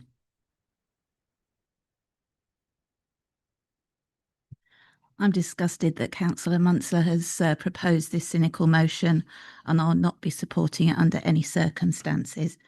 This motion sends the wrong message about who we are as a community. People seeking asylum are fleeing war, persecution, and seeking a better life. They're human beings in desperate need of safety, not a problem to be pushed away. Closing this hotel won't solve anything. It would simply make vulnerable people even more vulnerable. Instead of stoking fear and division, we should be showing leadership and compassion. Our communities are stronger when we stand together, not when we pit neighbour against neighbour. I do appreciate that there are people in North Hertfordshire who may have legitimate concerns about cost of living, housing, jobs and public services, but they're being misled when told their problems are caused by people living in these hotels. That is simply not true, and it distracts from finding real solutions. Motions like this play straight into the hands of Farage and the racists who want to spread hate and division. We should be better than that, and I want North Hertfordshire to be known as a place that welcomes people. That's why I urge every councillor here tonight to reject this motion. Let's not waste our time pointing fingers at the most vulnerable. Instead, let's focus on tackling the real issues our residents face: the housing shortage, the rising cost of living, and the need for better jobs and services. We cannot build a strong community by scapegoating groups of people or shutting doors. We can only build a strong community by ensuring vulnerable are supported and by opening doors. I'll be voting against this motion, and I ask you all to do the same. Thank you, Claire. Alistair Willoughby. Alistair. Thank you, Chair. This motion proposes that we reverse a commitment that was made in good faith with overwhelming support across this chamber. In 2023, we voted to join the City of Sanctuary Local Authorities Network as a statement of principle. We recognise that our district has a role to play in responding to global displacement with dignity, fairness and compassion. To walk away from that commitment now would be to say our values only hold when they're convenient, that people fleeing war and persecution are welcome until they're not. That's not the kind of leadership our communities expect, and it's not the kind of message we should be sending. To be clear, the use of hotels for asylum accommodation is far from ideal. I think that's been said already. No one disputes that, but it was the previous Conservative government that introduced this system after more than a decade of complete mismanagement, ridiculous delay, and a deliberate hostility towards people seeking refuge. The asylum system was broken long before July 2024 and broken by the Conservatives. The backlog grew, decisions slowed, and temporary hotel use became the default because the infrastructure was allowed to collapse. Now the Labour government has pledged to end the use of asylum hotels. They're working to fix the system, clearing the backlog, restoring fairness, and moving towards more sustainable housing solutions. Our role as a council can be to support that sensible transition, not obstruct it with legal threats that distract. The motion claims that asylum hotels threaten community cohesion, but let's be honest, it's not the presence of asylum seekers that undermines community cohesion. It's the rhetoric of division and the language of hate. When vulnerable people are framed as a threat, when planning enforcement is proposed as a tool of exclusion, and when fear is allowed to shape policy, it is trust in our institutions that suffers. That is what risks dividing communities. And I'll repeat the point I made in 2023 because it still holds true today. We were all elected to make people's lives better. That includes those who've arrived here seeking safety, and it includes those who've lived here all their lives. The City of Sanctuary Network helps councils do this work well. It offers practical support, shared learning, and a framework for upholding basic standards of dignity. Abandoning that work would not solve the housing crisis. It would not reduce the number of asylum seekers. It would simply isolate us from others trying to respond with compassion and competence. The people housed in these hotels are not criminals. They are individuals, families and children waiting for a decision on their right to stay. Many have fled unimaginable hardship. They deserve better than to simply be treated as a problem to be solved or removed. So I will not support a motion that seeks to abandon compassion. I will not support a motion that undermines the cross-party consensus we built in 2023. And I will not support a motion that uses the rhetoric of division to distract from the real task ahead, working with government and local partners to find better long-term solutions. Thank you, Chair. Perfect timing as well. Sean Prendergast. Thank you, Chair. I would like to say I'm surprised by the audacity of this, but sadly I'm not. This motion is both hypocritical and divisive. Let's not forget it was the Conservatives who first introduced the use of hotels for asylum seekers. What we are seeing today is the result of years of mismanagement and a consistent failure to fix the asylum system. The proposal to withdraw from the City of Sanctuary Network is particularly troubling. This is a national movement committed to building a culture of welcome and safety for people seeking sanctuary. To walk away from that would be to turn our backs on everything it stands for: kindness, safety, and humanity. It would send a message that North Hertfordshire is no longer a place for compassion. Is that really the message you want to send? Asylum seekers are human beings, many fleeing war and persecution. They deserve dignity, not hostility. Now, I think we can all agree hotels are not the sustainable long-term solution. But the answer is not demonising asylum seekers. It is investment in proper housing, speeding up decision-making, and fixing the system once and for all. This motion does none of that. It offers no solutions. Instead, it risks fueling fear, anger, and division in our communities. If we truly want to reduce the use of hotels, we must work towards solutions that deliver fairness and humanity. Colleagues, please reject this motion. Thank you. Val Bryant, Val. I'd like to build on what Councillor Alistair Willoughby and Councillor Prendergast have just been saying about the suggested sanctuary. This motion prompted me to go back to the original motion, which was September 2023, when we were talking about Syrian vulnerable persons, Ukrainians, Afghanistan's, modern slavery, apart from the ones that have come since then. And when I looked at why we passed it, and I think that these are our values, and what I'd like to do is to go through them, and if you could mentally think in your head if you agree with them or not. First of all, this council believes that standing up for those facing persecution and welcoming refugees, asylum seekers and migrants is a moral responsibility that enriches our district and country. North Hearts must continue to support its migrant communities, that the journey to become a district council sanctuary will solidify this commitment. Refugee and asylum seekers are much more likely to be subject to both criminal and sexual exploitation, as well as modern-day slavery. We owe a moral duty towards children and vulnerable trafficked adults in our district. This should extend, where possible, to refugees and migrants. We decided then that this council would commit itself to continue its work, embedding our organisational principles of equality and inclusion at the heart of our work with refugees and asylum seekers when supporting them in our community, engaging with district council services. Find opportunities across the council and district to celebrate our migrant communities, tell their stories, promote voices, and work with our local health and education partners, including those with lived experience. At the moment, we don't actually, as a council, work directly with any refugees. What we do is we actually support, facilitate collaboration of local groups, some of whom we've heard from tonight, others such as Norton Green Care, who grow vegetables, which are then shared with Hitchin Pantry, for instance, and the Multi-Ethnic Forum. We don't have to do that much in terms of actual leadership, because in fact the local groups, Half a minute, Val. particularly with the United Churches Together, in fact are so well organised because they've had so much experience with refugees coming through. So in fact, it runs like clockwork. Thank you very much. Okay, we've 3 listed now. Tim Johnson. Thank you, Chair. I just had to remind myself of the dictionary definition of xenophobia, an attitude of an extreme dislike, fear or hatred of foreigners or strangers or anything perceived as foreign or strange.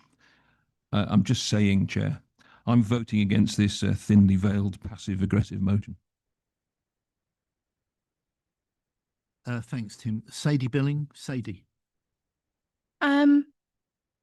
I wasn't gonna speak, and then I heard what you said, and that triggered me.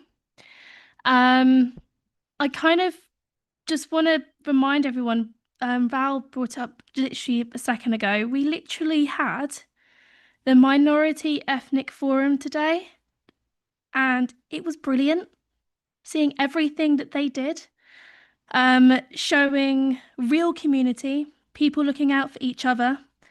This motion does the opposite. Asylum seekers aren't a burden. They're real people who need safety. Community is about helping, not turning people away, and I will not support this. Thank you, Sadie. Vijay Pupalasingam. Vijay. Thanks, Chair. There's so much about this motion that's been brought by Councillor Monsah, and I assume all of his Conservative colleagues in support, that I beggars belief, I don't even know where to start. Outrageous and or the audacity of some of the comments that were put forward. But I just want to focus on the part about the sanctuary cities. Now, Councillor Muntzer referenced shared values. I put it to you all today that the Conservative group here at North Herts are potentially showing us what values they believe in. Are they really expecting us to believe that the residents of North Herts do not believe in being understanding, that they don't believe in compassion, and that they don't believe in empathy, or that they don't believe in offering a place of safety to those who might need it? If that is the proposition being offered by Councillor Muntzer and his Conservative group colleagues, I say no. That is not the place that I recognise that I'm happy and proud to call home, that I have the privilege of being elected to represent my residents in. North Herts is a safe and welcoming place for all people from all backgrounds, irrespective where they come from, irrespective their circumstances. Now, we all know that there are many voices outside of this chamber and beyond that are using statements and rhetoric for the purposes of division and engendering fear. And in that climate, there is a responsibility on all of us as elected representatives and leaders for our communities to do better, to be better. Now, being a sanctuary city, it means something. It says something. That North Herts and its residents are an open, caring, welcoming community who will extend that hand of support to those in need. And we heard powerfully earlier this evening from organisations that are doing just that in proud testament to. So if anyone is suggesting otherwise, that that is not the place that they recognise as North Herts, then I say no. And this Labour group will say no. And we will be voting this down. Thank you, Chair. Thank you very much. I don't have anybody else to speak, and I normally wouldn't comment myself particularly, and I won't to any great extent, but just to say how stunningly impressed I was before the summer to be invited to Fernhill School, where they were awarded the very first school in Hertfordshire to be awarded the School of Sanctuary status for the work that they do. And it's so impressive, the work they do with students from disadvantaged countries, really. Anyway, that's my 2 pence. Right, we'll go to the vote. We had the motion due. How could I deny you, Ralph? Thank you, Chair. Well, look, colleagues, I will thank everyone for expressing their views in what I think on the whole has been a respectful manner. And I think we have achieved the outcome of having a respectful debate on what I acknowledge is a very, very sensitive issue. But polling has shown that voters are significantly concerned about this. And it is a dereliction of duty if we seek to ignore those concerns, which is something of which colleagues seem to want to do tonight. Councillor Debenham in particular calls this motion irresponsible, but it's important that we have a discussion about the legitimate concerns of hard-working, law-abiding individuals. I said in my earlier comments, there are individuals who seek to divide. There are individuals who seek to use this to engage in violent disorder. That is completely and utterly unacceptable and unjustifiable. But there are an awful lot of people who are concerned about immigration. And it's important that those people feel represented and that their views are represented. Now, I've heard colleagues comment about the use of asylum hotels under the Conservative government. And yes, no, it is an absolutely undeniable fact that the Conservative government did indeed employ the use of asylum hotels for temporary accommodation. What we have seen at this moment is not temporary accommodation, but more medium to long-term accommodation. And in hindsight, that was the wrong measure. And had the Conservative Party policy of closing asylum hotels being carried out by this government, we would no longer be talking about this topic because all of the asylum hotels across England would have been closed. And I hear an awful lot of colleagues who are criticising me for bringing forward this motion, and as is their right. But I would ask those Labour colleagues in particular to focus on what your Prime Minister and your Home Secretary discussed at conference. it seems that the views of which were expressed tonight are substantially different from those of which were expressed on the stage in Liverpool at your conference. But I will round off by saying this.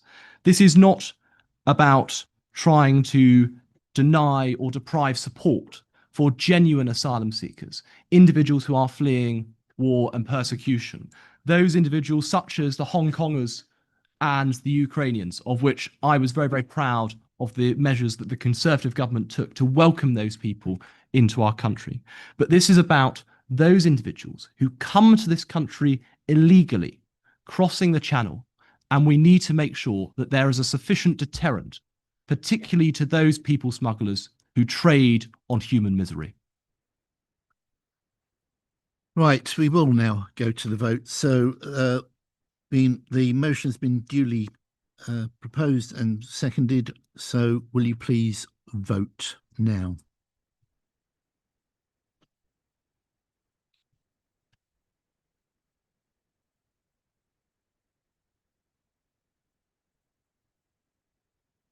That motion is lost, Chair. Thank you very much. Thank you very much. Before we take a short break, I note that the second motion, I've been advised that the proposer and seconder of the motion have given notice in writing that the motion has been withdrawn. Accordingly, it will not be debated this evening. Instead, the proposer and seconder have indicated that it will be submitted for consideration at a future meeting. Can I just confirm that with the proposer, David Stanley, and the seconder, Daniel Wright Mason? Yes, thank you, Chair. Yeah, Yeah. I'd like the motion withdrawn from tonight. Okay, thank you, agenda, Daniel. You're right. Yeah, agreed. Thank you very much. So there's no debate on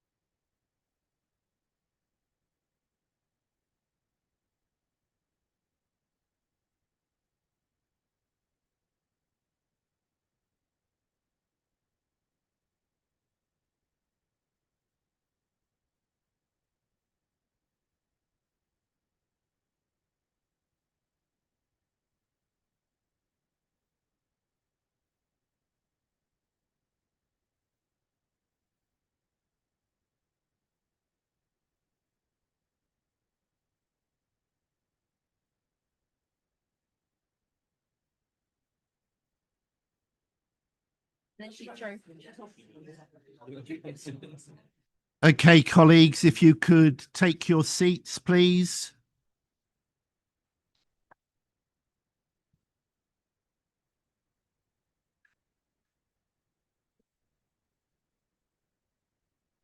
And if you could call anybody in from outside, it'd be good to crack on.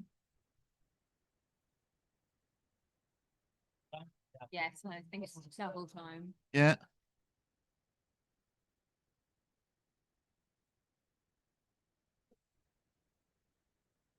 Well, yeah.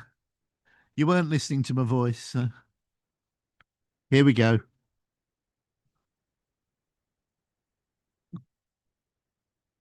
Right, the third motion on the agenda, waste services rollout. Caroline McDonald to move the motion. Caroline.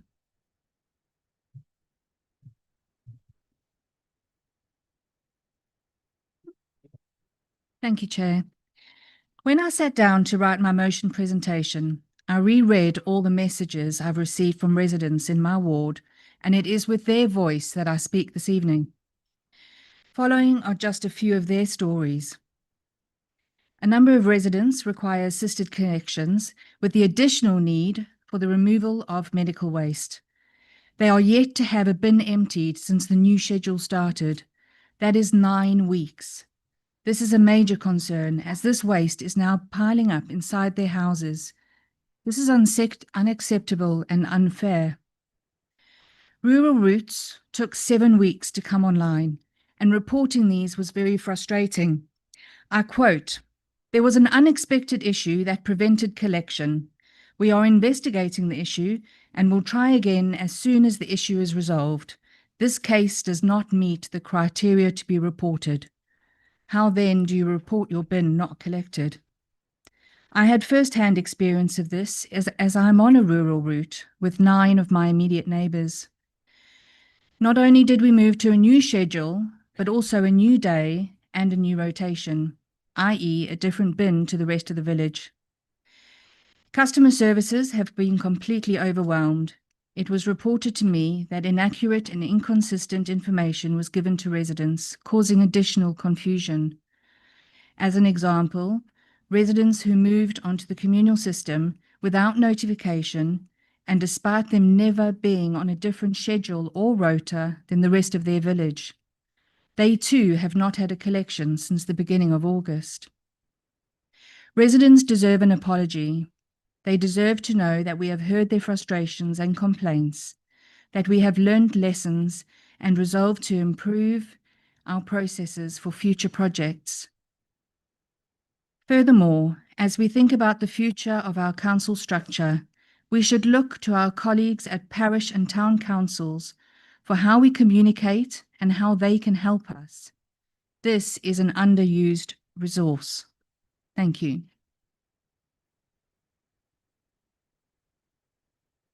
Thank you very much, Caroline. Do I have a seconder to the motion? Thank you. Yes, I'm happy to second and reserve my right to speak. Thank you very much. Before we move to debate, please note that I have said to Councillor Amy Allen she can have an additional speaking time. She needs more time, I think, to answer what is quite a detailed motion. So Amy, 5 minutes. Okay, so we move to the debate. I've got Dominic Griffiths. Dom. Thank you, Chair. I think what Councillor Caroline has said was really well spoken and really summed up the issues that our particular ward, but I also know that lots of other wards, lots of other people have experienced as well. And to an extent, it feels like it is just our ward, but talking to colleagues, it does appear to be spreading at times to other locations, Royston, Ashwell, and so on. I think the difficulty is in having our residents tell us just how bad the bin situation is, and we are honest with them and say we are trying our best to sort it out, and then there is no resolution. I have not experienced issues myself, and I'm very grateful for that because my bins are full each time. I think that the bins themselves, the 3-week rollout, has encouraged me to recycle more. But I get emails every week with residents saying that bins have been missed. They've tried to report them. I've had people try to ring the council every single day and not be able to get through. I myself tried this out and was on hold for 45 minutes before it cut out.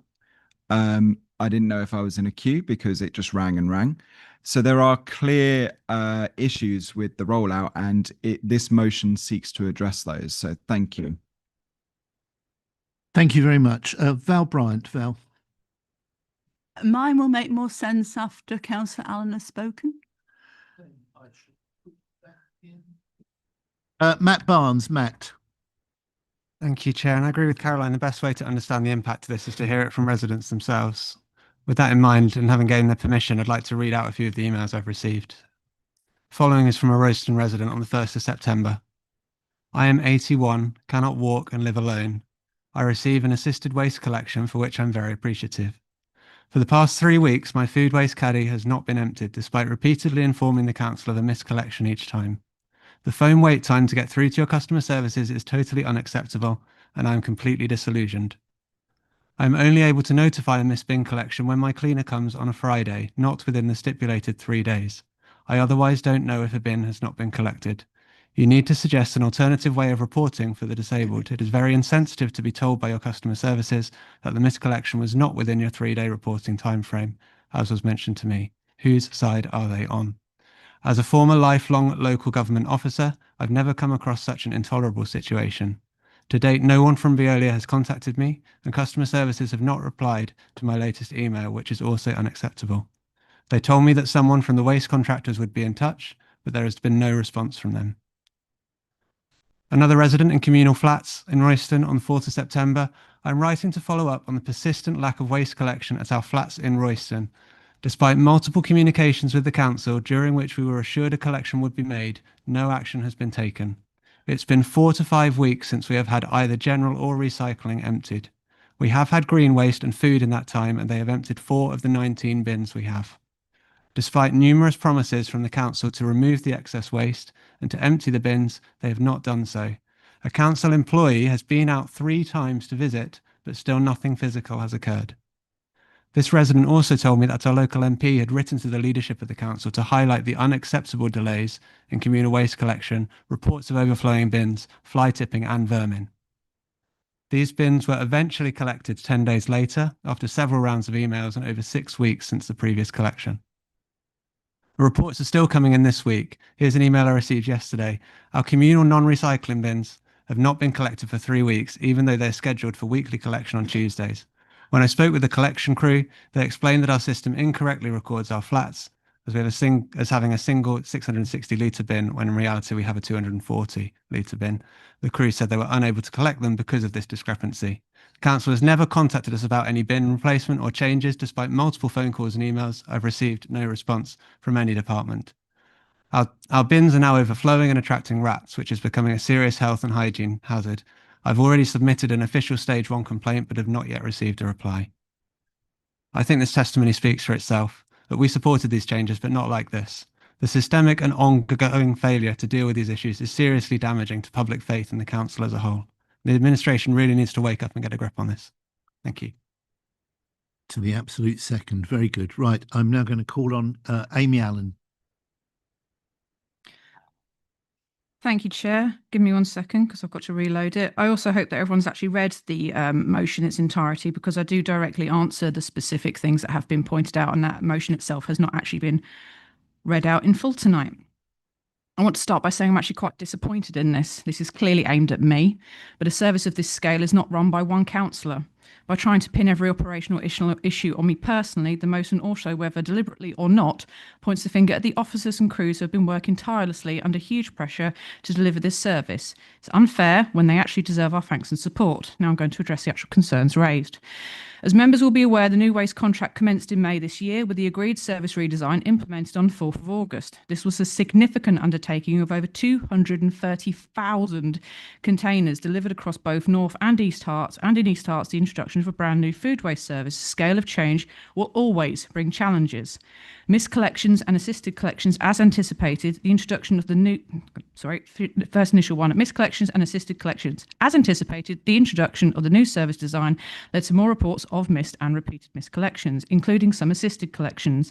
The shift to a 3-weekly cycle brought new routing and scheduling complexities. While efforts were made to retain historical crew knowledge, this wasn't always possible. Where problems were identified, as they have been, they were addressed. Additional notes have been added to crew systems, guidance has been reinforced, and the situation is improving. The narrow rounds. The former narrow rounds was merged with an East Herts round as part of the Veolia's plan to increase efficiency across the shared service. In practice, this caused problems. Access constraints and layout issues led to repeated miscollections, as we're aware of. Veolia has since realigned these properties back under North Herts supervision with crews familiar with the area. That's already leading to a more stable service, and we hope to improve it sooner. Customer service. The customer service centre has been busy. Very busy, but not overwhelmed. Learning from 2018, we recruited up to 6 additional staff on a rolling basis to help. We also introduced web forms links directed to the waste IT systems to take pressure off phone lines. But it is true that demand spiked heavily, especially during the garden waste subscription, as we noticed in that period, and again in July and August. Contact is now decreasing, and we expect levels to return to normal in October. I want to extend my thanks to the CSC staff for their resilience during this time. The flats and communal bins. Some blocks of flats were wrongly scheduled because of a data error. This resulted in them receiving a domestic 3-weekly service instead of the correct communal service frequency. Once identified, this was corrected. Interim weekly collections were put in place and additional crews deployed. An update was given to members on the 12th of September in their MIS, and we continue to monitor these sites closely. Side waste. Just to be absolutely clear, our side waste policy has not changed. Crews are expected to collect a reasonable amount of side recycling if it's presented properly, but not in black bags. This guidance is publicly available and consistently applied. Blue-lidded bins. Some delays did occur. As I mentioned before, there were 230,000 bins to deliver, caused by incompatibility between Veolia's system and the third-party distributor system. But it is worth noting that 97% of bins across both councils were delivered by the 3rd of August. The vast majority of households were able to participate in the new service from day one. Missing bins were prioritised using a dedicated web form, and residents were able to continue recycling in the meantime by use of their side box or their side recycling. Mixed commercial and domestic properties. Mixed-use properties such as farms required special data updates to ensure the IT system could schedule both domestic and commercial collections. In some cases, that didn't happen straight away and disruption did occur. The data has now been corrected, dual schedules are in place, and we are monitoring to ensure reliability. Member reporting. The member portal linked to CRM has remained operational throughout. There were no technical failures, but response times slowed because of reduced staffing in the waste team. That backlog is now being cleared and response times are returning to normal. So yes, there have been teething problems, but there has also been real progress and residents are already adapting to the service. Very excited to announce that the residual waste is down by between 50 and 60% compared with earlier in the year, showing a strong shift from general waste to recycling. The new fibre stream is proving successful with high participation and strong card capture. Mixed recycling tonnages are lower, but that was expected as card has moved into the fibre bin. And crucially, all the soft plastics we're now collecting are light in weight but bulky, and the residents are really welcoming this. These are early days, but the signs are clear. Residents are recycling more and are putting less in their purple bin. It is exactly what this service was designed to achieve. And as has been arranged prior to this motion, a full and detailed report will be presented to overview and scrutiny in November. As I already have been, I will carry on working with officers, with our partners in East Herts and with residents to ensure this service delivers what people rightly expect.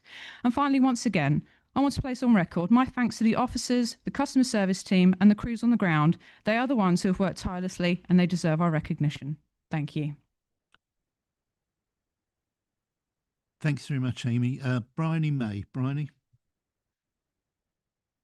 this council for over 2 years, and I'm seconding this motion as it talks to an issue which has generated the greatest amount of casework of any issue I have dealt with in all my time as a councillor.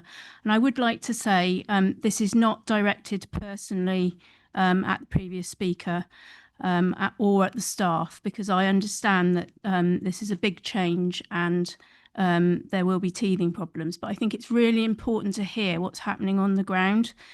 I could talk about my own experiences with the late delivery of new bins and now an extra mixed recycling bin that no one seems to want back, or disruption to commercial waste collections, or missing information on the Find Your Bin Collection Day page on our website.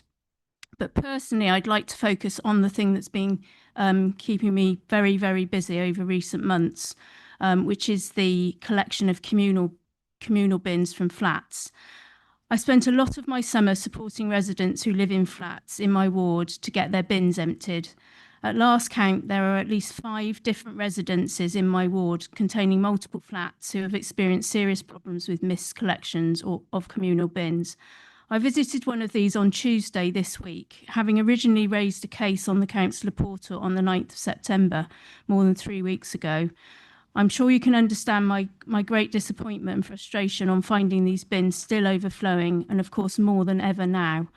It appears that these bins have not been emptied at all since the start of the new contract in early August. I spoke to one of the residents and she told me she had now contacted the council 4 times to try to get the problem sorted. Their managing agent had also tried without success. I was asked about the collection of waste from flats by a resident at the councillor surgery as long ago as a year ago. When I asked the question of officers, the response was that no large-scale changes of service were planned for waste collections from communal bins serving flats. They added that there may be some minor changes to improve the efficiency of collections, but those affected would be contacted in advance and any changes explained. This has clearly not happened.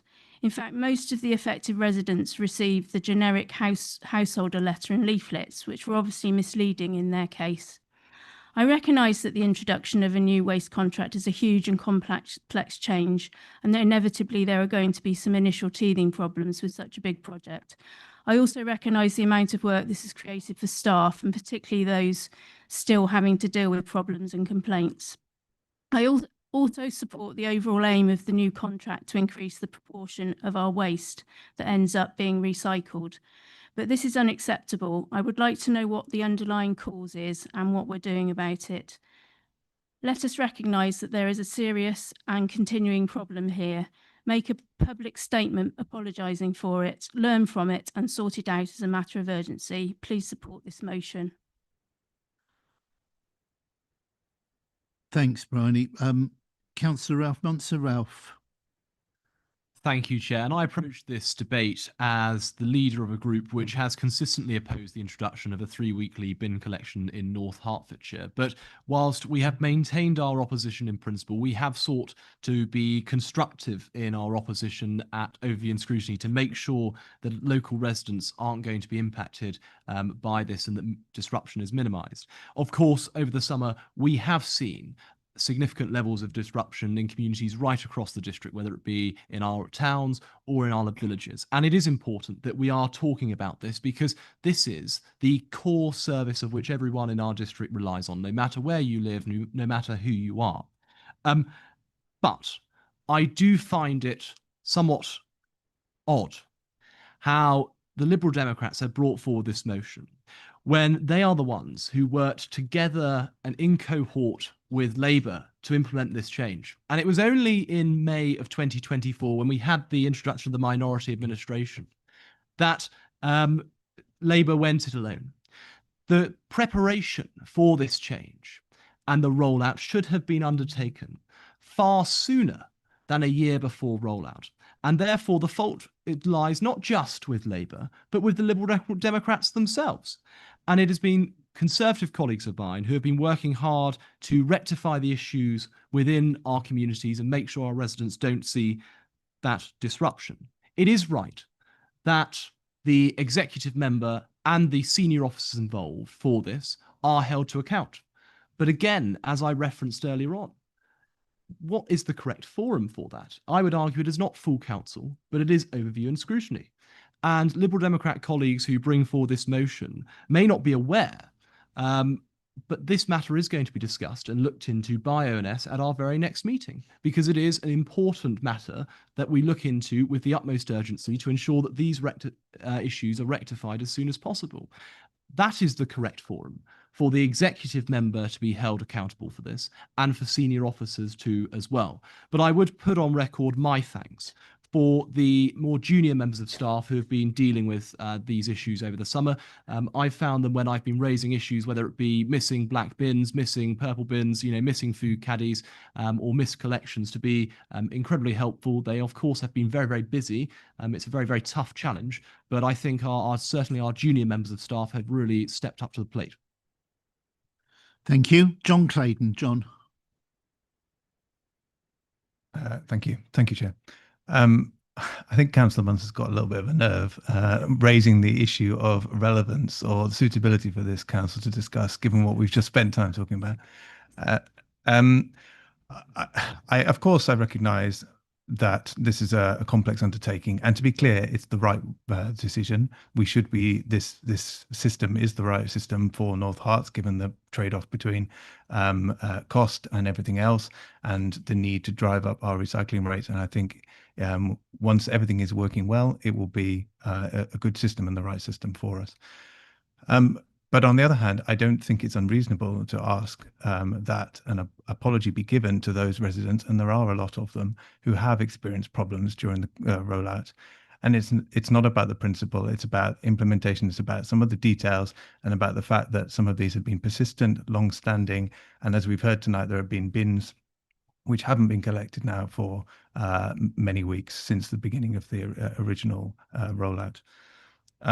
It's not just isolated cases. I myself have had 2 consecutive bins missed collection, despite being marked on the system as having been collected. They weren't, I can assure you. I have photos of the contents of them, which I won't subject anybody to. And it's not just me, it's also my immediate neighbours, because I was patrolling along the road, tapping people's bins to see whether they were still full, and they were. So, as well as helping support residents, particularly in flats who have had problems, there are other issues which are more widespread. I think it's reasonable that we discuss this here. I think it's what's being requested is not unreasonable, given the challenges that have been faced. And therefore I will be supporting this motion. Thank you. Thanks, John. Laura Williams. Laura.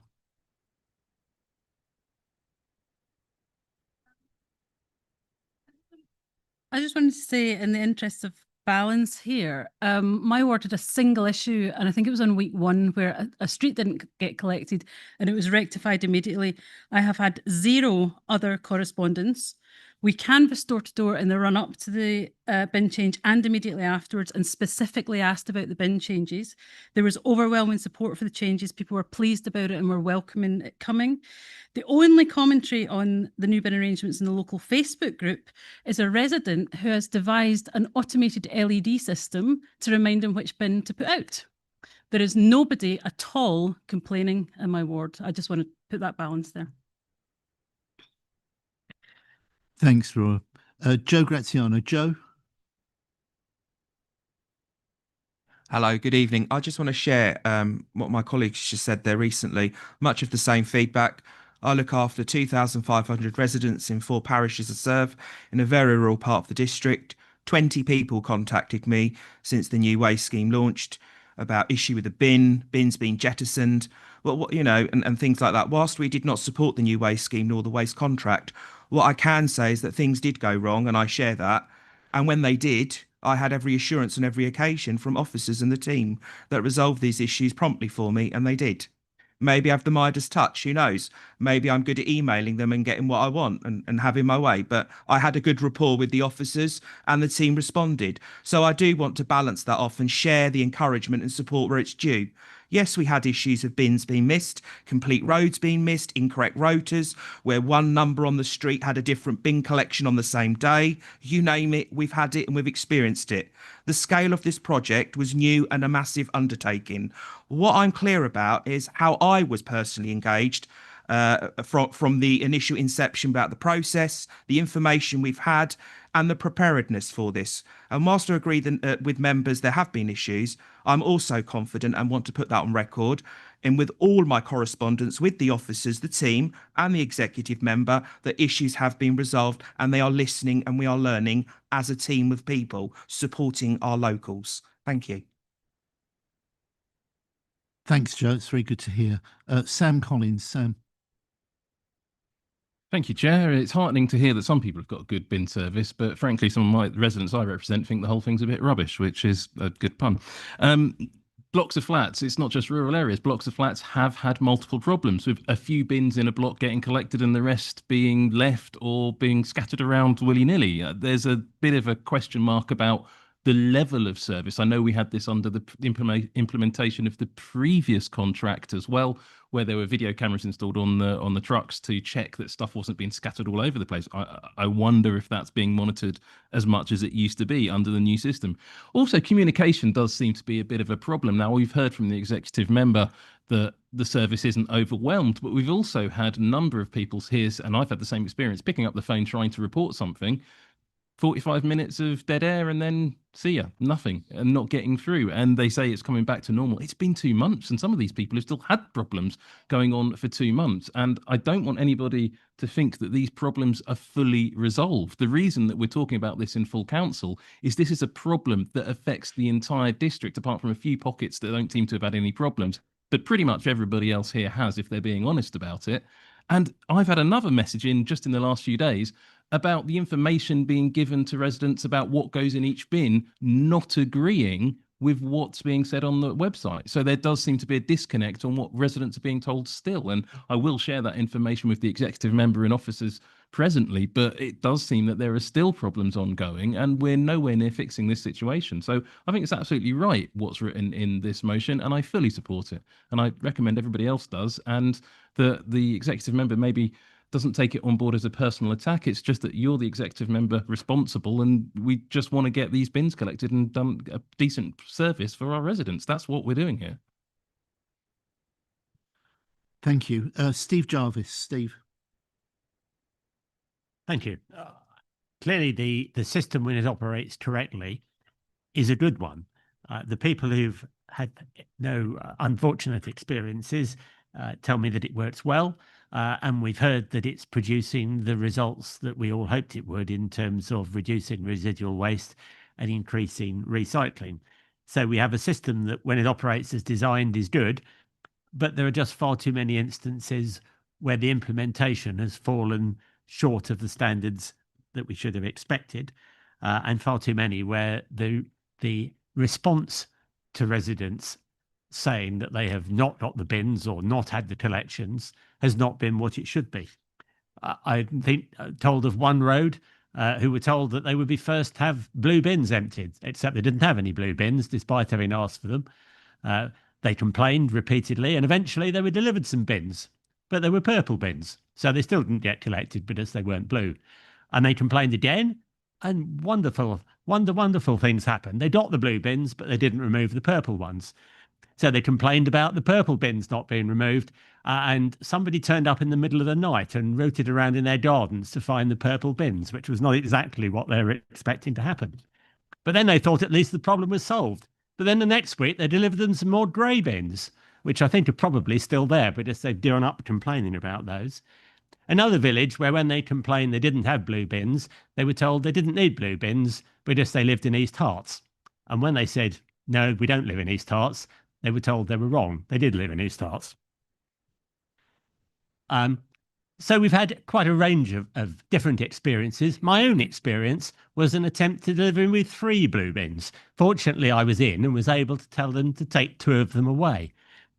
And the clue as to why this might happen was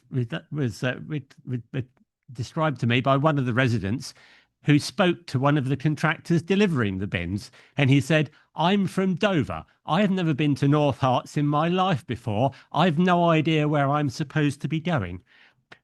So it wasn't well organised. On top of that, there are people who've got bins who haven't had them emptied for a month. And when they complain, they're told, as someone else has mentioned, that they've left it too long or that they're lying. And in one case, they were asked to produce CCTV evidence that they put their bin out. That is not the sort of response that an organisation that believes in serving its customers should be making. So there have been too many problems, and the resolution of those problems, and there would always have been some, but the resolution of those problems has been inadequate. And the fact it was a complicated job is no excuse for not responding adequately for things that are going wrong. So there is a need to learn from the real mistakes that have affected some of our residents very seriously. And another perfect. I'd like to speak to part 3 of the motion. Thank you. I would still like to speak to part 3 of the motion. Councillor Amy Allen is not the executive member responsible for IT system and customer services. That is me. This is part of the customer experience portfolio. So I'd like to respond to that. And it is an uplifting story. Our digital services team have produced some fantastic work in integrating the waste management system, which is called Echo, into our customer relation management system using our digital platform Connect. So you've got that so far. This has been a technically complex and demanding project requiring long and close collaboration across various council teams. Thanks to their dedication, we now have 17 fully automated waste-related processes available to residents via our website and for our customer service team to use when handling resident enquiries. These are end-to-end processes, meaning no manual intervention is required, an important milestone in our digital transformation journey. One of the most significant achievements has been the automation of the bulky waste process. Previously reliant on manual handling, this service now runs seamlessly through Connect, saving considerable staff time and effort. The impact was clear to see in the customer service care team as we saw a reduction in customer contact for bulky waste requests very quickly. The process has been used over 500 times since it went live on our website earlier this year. Another example, Find Your Bin Collection Day lookup has been used over 150,000 times. These are clear examples of how we can deliver operational efficiencies while improving the experience for our customers. Customer services do have direct access to Echo should they need it. So we know that accurate information is available should they need to provide information to customers, colleagues and councillors. And can I just finish by saying that we did assume that councillors would be using the councillor portal or the special councillor email that was available, not trying to phone in. Thank you. Thank you, Val. Martin Prescott. Martin. Thank you, Mr. Chairman. I'd be very happy to join up with other members in piling onto the executive member on this. But frankly, I think that's a little bit unfair. It's a very, very big rollout. I was never in favour of the 3 weekly collection, but it's there. I understand that. I can only speak as I find I've had very few complaints or even comments from members, from residents. The one that was a trifle embarrassing was when I went to one of the parish councils before the rollout, just immediately before the rollout, and said, "You should all have your new bin now." And everybody in the room said, "We haven't got our bins yet." I emailed the officer the following morning, and within 24 hours that was resolved. We've had instances of bins been missed. It's always been picked up and dealt with very rapidly. I honestly find it hard to complain particularly much about a service that was always going to have problems when it was rolled out. The only thing I would say about this particular motion is I have a sneaky feeling that it's a bit too personal for what it's intended to be. If we're having a go at the service, as Councillor Munster and others have said, we've got a report due to us at overview and scrutiny. I'd like to also hear from the executive member for IT and customer support if there is a report to come to overview and scrutiny, preferably the same evening, because I think the two go hand in hand. But I think in terms of this motion, I can't support it because I think it's too heavy-handed and I think it's not getting to the root of the problem. Thank you very much. Daniel Allen. Daniel. So, to individuals that have had problems with the service, I'm sorry for the initial issues we've had. To the 130,000 residents of North Hertfordshire, I say thank you and well done for taking this on and going on with it. I thank all of our staff and Veolias. Overall, the success of this switch has been brilliant. We're getting messages confirming that residents are seeing genuine positive changes to their recycling habits, and that's what this is about. The whole point is to increase our recycling rates in North Herts. There have been problems getting it started, and we have overcome them. So when we report to overview and scrutiny, which was already scheduled, but you felt that you needed to write in the motion, which you didn't even bother reading, when we report to overview and scrutiny, you will see the facts there that demonstrate the great results we're having. I'm saddened to see such an utterly political pile-on, asking for things to be done that are already in process. As explained by Councillor Allen, there were some minor glitches, and as I say, I'm sorry. And also, I've got to ask Councillor Collins, some of my residents thinks this is rubbish. Is that your headline or just a quote for the press release that your motion is based on?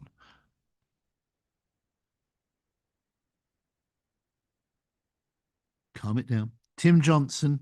Tim. Wow. As I shared with my party colleagues recently, you know you're getting old when you go out less than your bin does.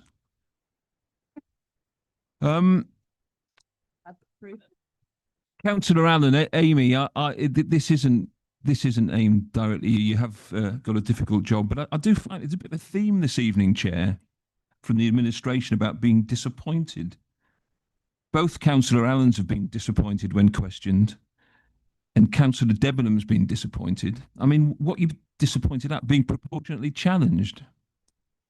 I think Councillor Allen's demeanour, Amy's demeanour, was to go on the attack, really, rather than actually have a bit of humility over the poor delivery. It is a difficult job, but frankly, I'm disappointed. Okay, David Chalmers. David. Yeah. As you've heard from others, I think from our perspective in the Lib Dems, we really very much welcome this new system, and it's aimed to increase greater for our waste, recycling of our waste. And as I've heard from others, in my ward, I had a few problems at the beginning, and I spoke to officers, and that was sorted out. And so it's good, and this is happening around the district. But it's unacceptable what we're hearing in some areas, and certainly in the rural areas. And that's really what we're trying to do in this motion. I think it's our responsibility as us as a council and as councillors to really also stand up for those and make sure those people who aren't getting a good service at the moment are apologised to, and that the council notes this. It isn't this isn't a personal attack against Amy, against Councillor Allen. It's more to say that we as a council should be doing better. And I just feel there's a bit of a pattern here, that the council doesn't want to really sort of accept that sometimes it needs to look at something, and it might have the right intentions. It's not doing it perhaps in the right way. Learn from those lessons and actually come through and improve the service.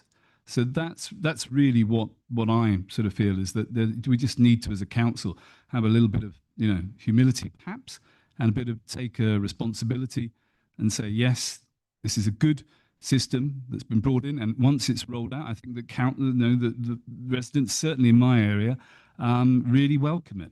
And let's hope that that can be the same right across the district. Thank you. Thanks, David. I mean, I'm picking up two currents of feeling. One is that perhaps we need to get the good news stories out a bit more than the bad news stories, which are disproportionate. And to make it less personal, I would have suggested that on that first item, if this is going to go forward, instead of the executive member for environment making a public statement apologising, the council expresses regrets. But that's just my personal opinion. Ruth Brown. Thank you, Chair. So first, I'd just like to reiterate what some of my colleagues have said, and in response to Councillor Munster's suggestion that the Liberal Democrat group were involved in the decision around the new waste contract. Of course we were. We were in joint administration when this decision was made, and we've all said with one voice that we support the 3 weekly collections, the increase of recycling, the reduction of residual waste, and I look forward to hearing those figures, which I'm told are looking good. I've also been told anecdotally by a number of residents that they are finding that it's much better being able to recycle more and reduce their residual waste. So that's going really well. I'd also like to put on record my thanks to my ward colleague, Councillor Bryony May, who dealt with a huge number of inquiries while I was away in Africa. I came back to hear all about Bingate and was very glad I was not here. I would also, I'd like to reiterate really what the chair said, that it is a good news story with some issues. So it is not widespread failure across the district. It is in pockets. But I know in Royston, it's particularly been about flats, and there have been some villages that have been badly affected. However, there have also been some villages which have had not a problem. And to Councillor Prescott's point, I've been up to Barkway and Barley Parish Councils, and they had no issues at all. It worked fine. So it's not universal, it's not widespread, but there have been some really serious teething problems. And I think that whilst that is expected, I think that the thing that's disappointing is when they haven't been resolved quickly. So we've had a number of examples tonight where they have been resolved quickly, and we welcome that, and that's fantastic. But there have been some which have failed to be resolved after 9 weeks, and that is not good enough. And I think one of the issues as well has been the poor communication, the difficulty of getting information across. And we've heard tonight from Councillor Brandt that we should be using the portal, and we were told that, but then we were told we couldn't use the portal. We didn't get a reply from that. And I think there was a lot of confusion, both to residents and councillors, about the best way to report these issues. So I welcome and support the introduction of this waste contract, but I think it's really important that where teething problems arise, we resolve them quickly and efficiently, and particularly the way we deal with our residents and the way we handle those is paramount. And some of the things I've heard tonight have frankly shocked me. Thank you. Okay, thank you, Ruth. I have 4 councillors left to speak, unless you are desperate to speak. Oh, I think I've got another one just gone on as well. So I'd like to think that we can wrap it up after that. Next one is Councillor Michael Muir. Michael. Thank you, Chair. Many years ago, the recycling rate for North Herts was the second highest in the 10 districts and boroughs, and St Albans was first. I'm just wondering, now I'm not a county councillor, I don't get these figures, so can I be told where we are now? Are we still second out of all the 10 districts or boroughs, or have we gone up the list or down the list? Thank you.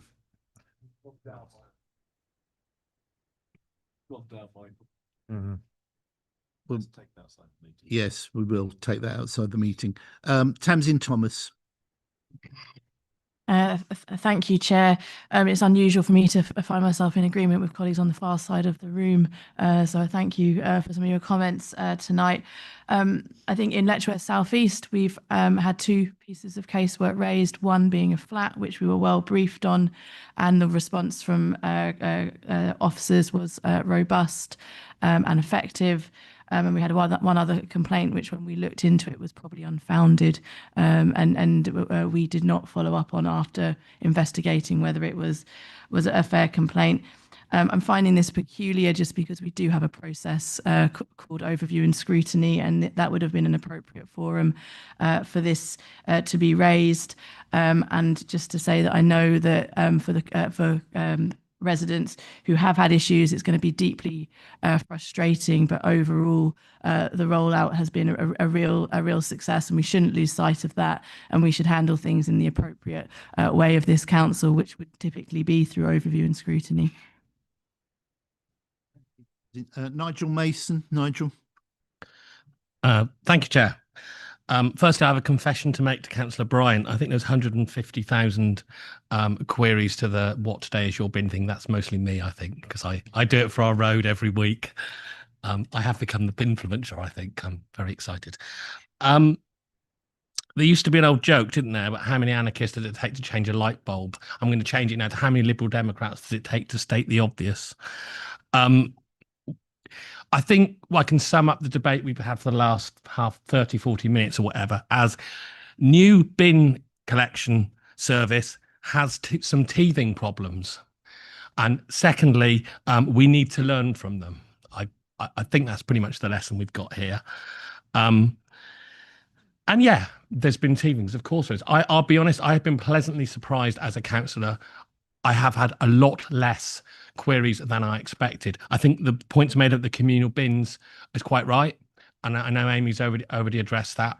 But like anything, these problems will arise.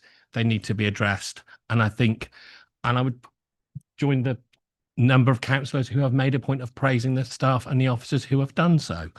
But it does seem, as I say, like we're stating the obvious. I do look forward to the December council meeting, when I'm sure we'll have a motion to the executive member for environment talking about the noisy fireworks, and the January meeting when we'll have a motion on the inadequacies of this year's John Lewis ad.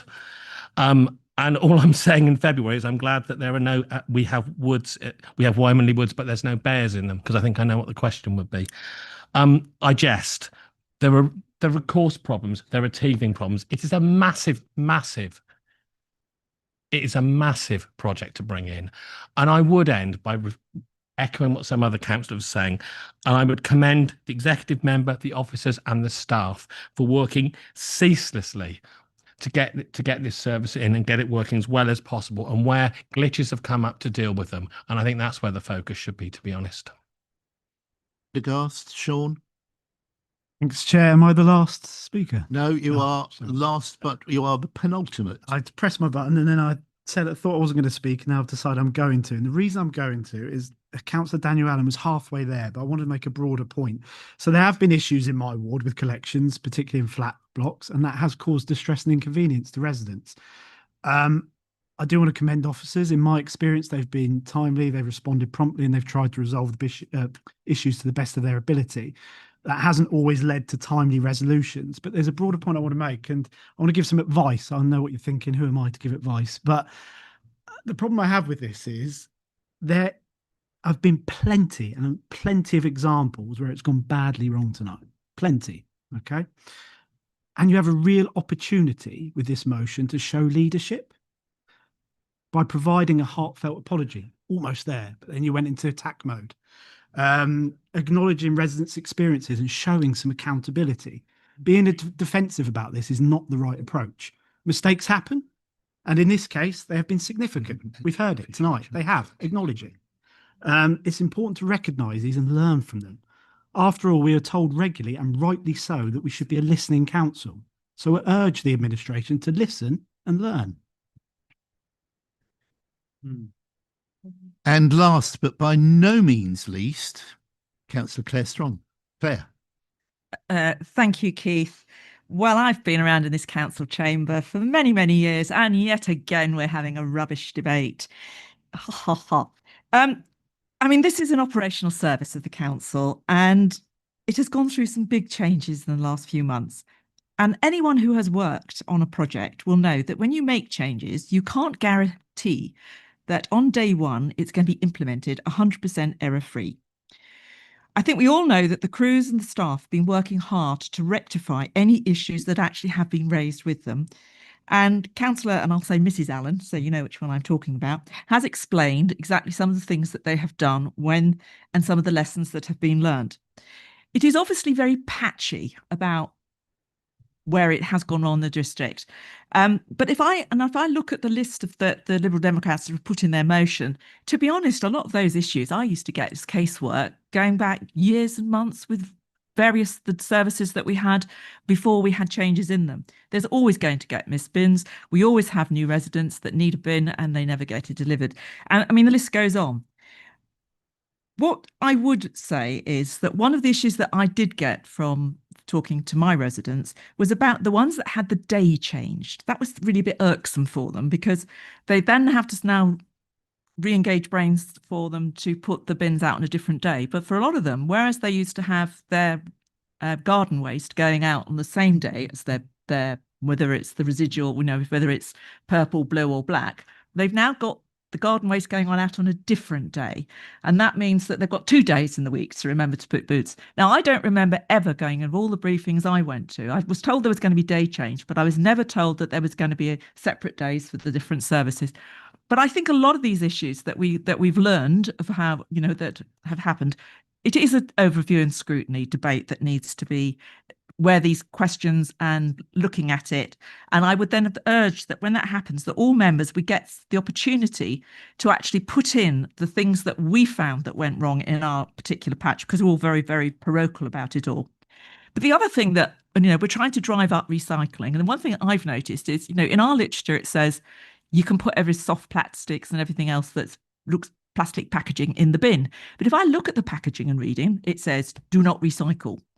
So maybe that's another area that we actually need to look at, because not, can I recycle the packaging if it says do not recycle on it, or that I need to put, I can't put that in my signing. So again, I think there's still an awful lot of work to be done in the area of our rubbish collection and how we improve our recycling.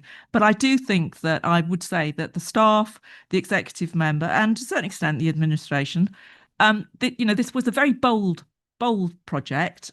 We didn't all agree with the direction we were going in, but I think there's still a lot of work to gather. And I think as a council, we and councillors, we can all pull together and take it there. Thank you.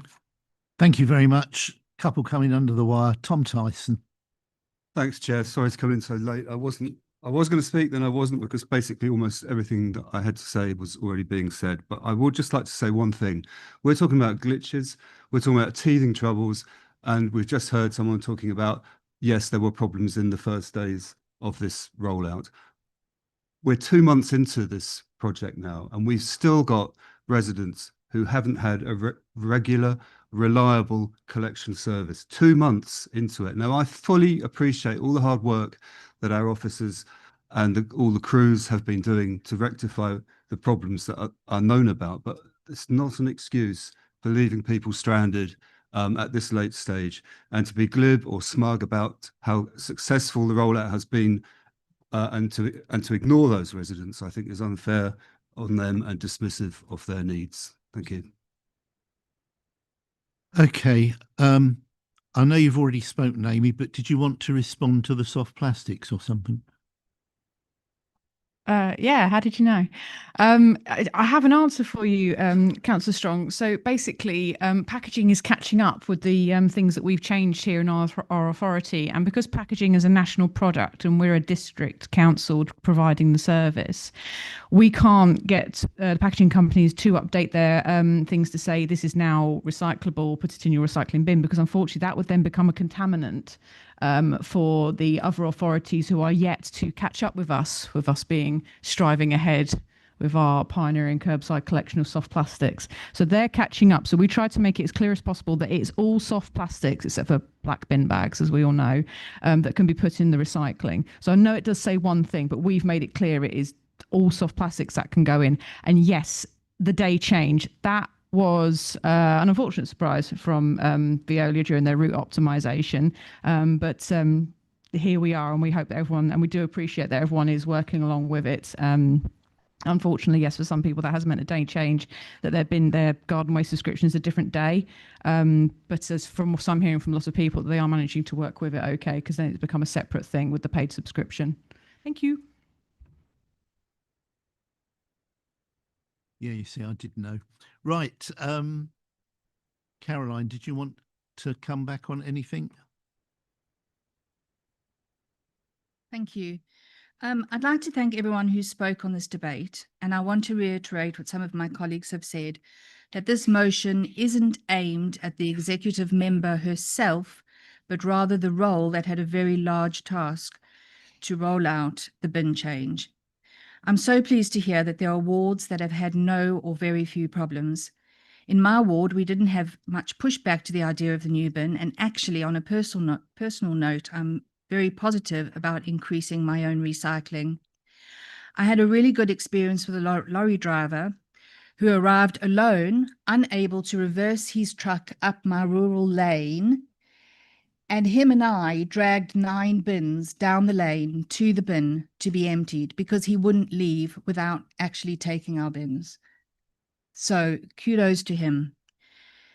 To follow a theme, I am a bit disappointed that so many think the residents who have had and continue to have issues, who deserve to know that we have heard their frustrations and complaints, will not receive an apology.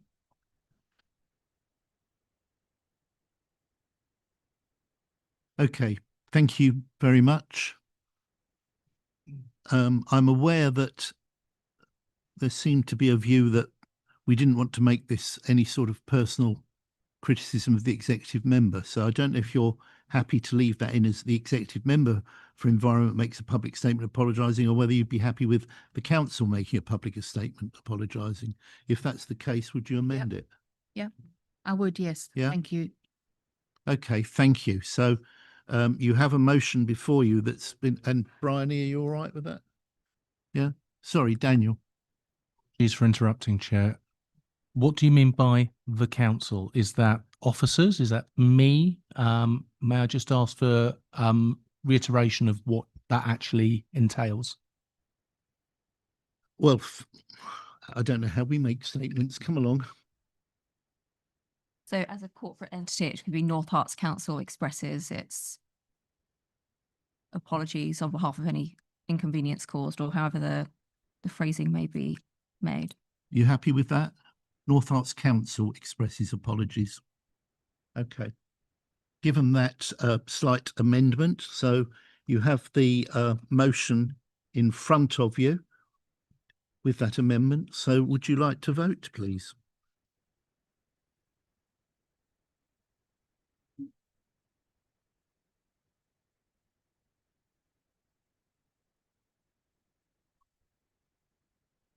That motion is lost, Chair. Okay. Right, we now move on to questions.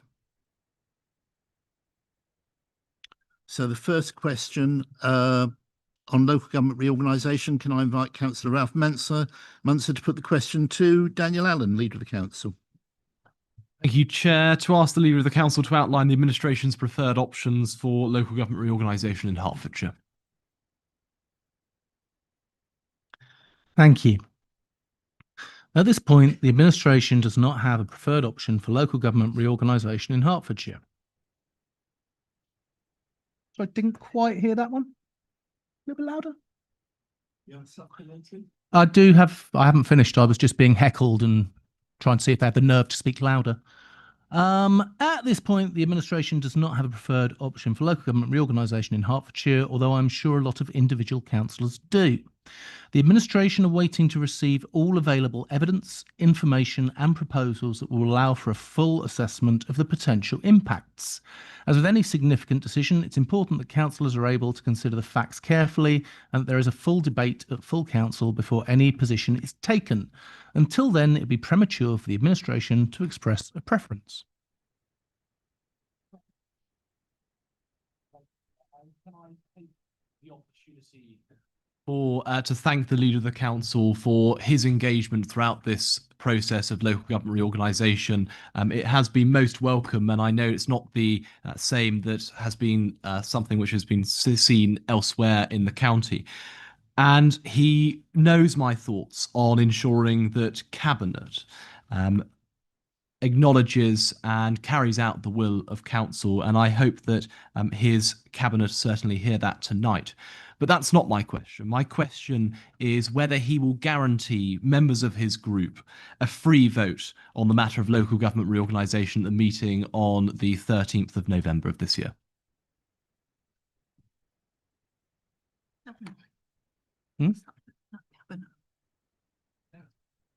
Yeah. It's an internal Labour matter, not for discussion at full council.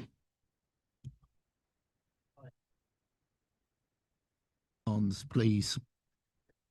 Thank you, Chair. To ask the executive member for Place, what advice has the council received about issuing penalty charge notices for non-registration during the free after 3 parking period in Royston? Yes, the parking team has reviewed the council's parking contravention codes with the British Parking Association and with other local authorities to identify which of the national codes might be most appropriately used. And a proposed approach for Royston is currently being reviewed by the council's legal team.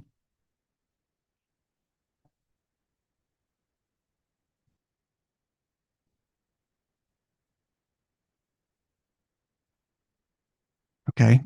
Given that the sole reason for requiring people to register is to collect usage data, many people are not doing so, as noted in the recent ONS report, so the data being collected isn't representative. There's no political appetite, as far as I can see, for greater enforcement action, and rightly so. And the current system is confusing and inconvenient for visitors who just want to park and go into town. Have you considered removing the requirement altogether and simply counting cars with a clipboard and pen instead?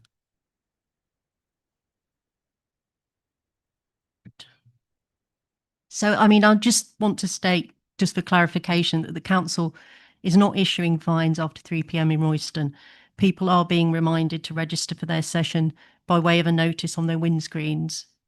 So we have been relying on voluntary registrations, but this can't reliably tell us what proportion of parking sessions after 3 p.m. this is capturing.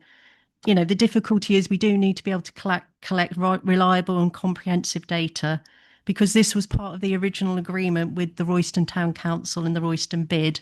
So as council will know, these two bodies have offered a total maximum subsidy of 35,000 for the free after 3 p.m. tariff to continue for 25-26.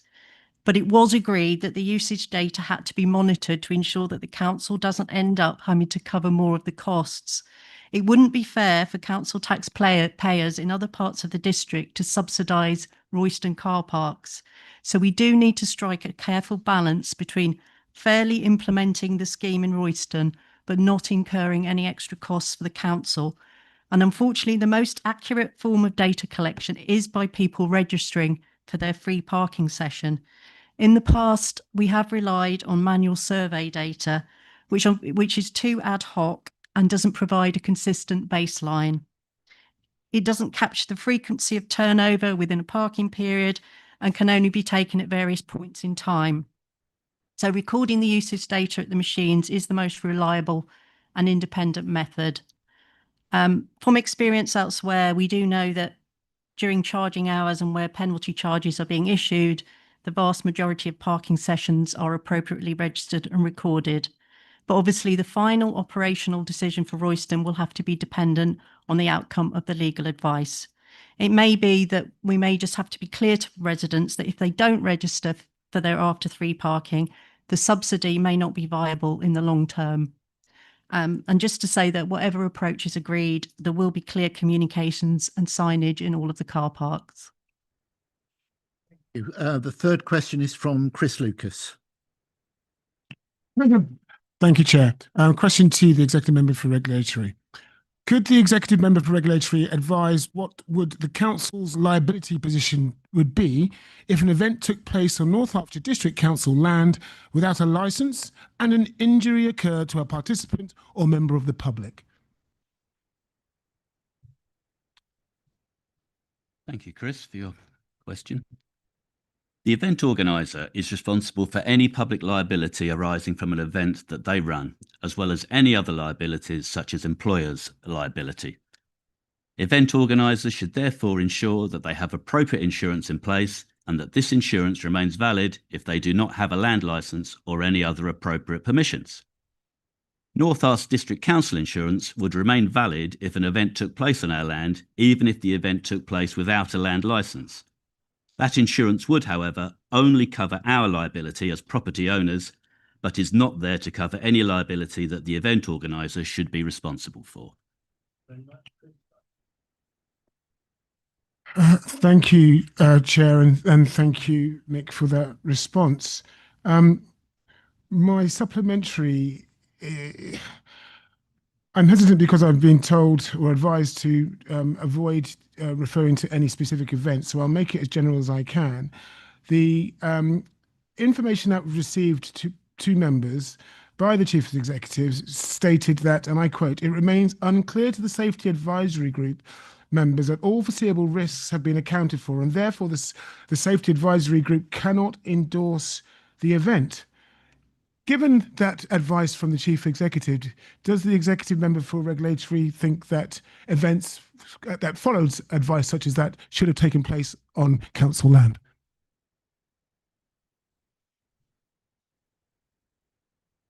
It was a very last-minute decision when the, as you say, the Safety Advisory Group were unable to give a give the event the approval that was required. This is clearly not acceptable. Okay, Mick, I'm sorry to stop you there. I'm being advised that we should stop at that point in case. Okay, I shall. Thank you very much. Thank you. I'm happy to explain. Yeah, I'm going to let Isabel.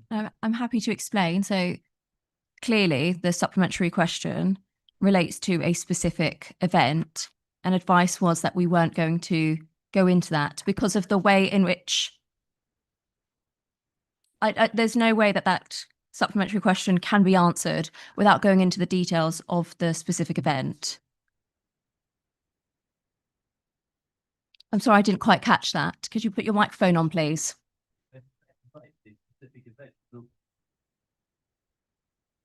I think I deliberately specifically avoid any mention, any specific event, like Trace Chair, carried out given to me by Montreal. I did not mention any specific. You need to put your microphone on if you wish to speak. Yeah. Any specific advice, event whatsoever, in line with what the advice you gave me. So I made it in general terms, and I was very specific to talk in general terms about an event taking place without the Safety Advisory Group's express permission. I wouldn't have thought so. Anthony? Chair, may I thank you? If you would like to discuss the specific event, we are happy to do so, but not at full council. So if you would like a meeting to discuss it, we are happy to facilitate that. I would also point out, again, that whilst the email was sent by me, it was on behalf of the chair of the Safety Advisory Group. It was not an email that I wrote. Isabel, do you want to come in again? Are you all right? No. Okay.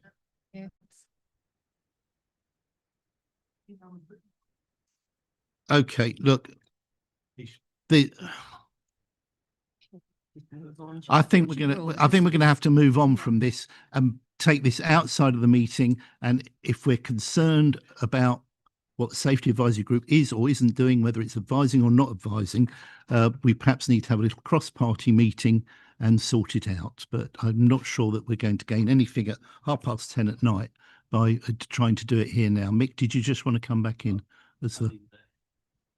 Only that, you know, if he's actually interested in generalizations, we can tell him the powers that we do have.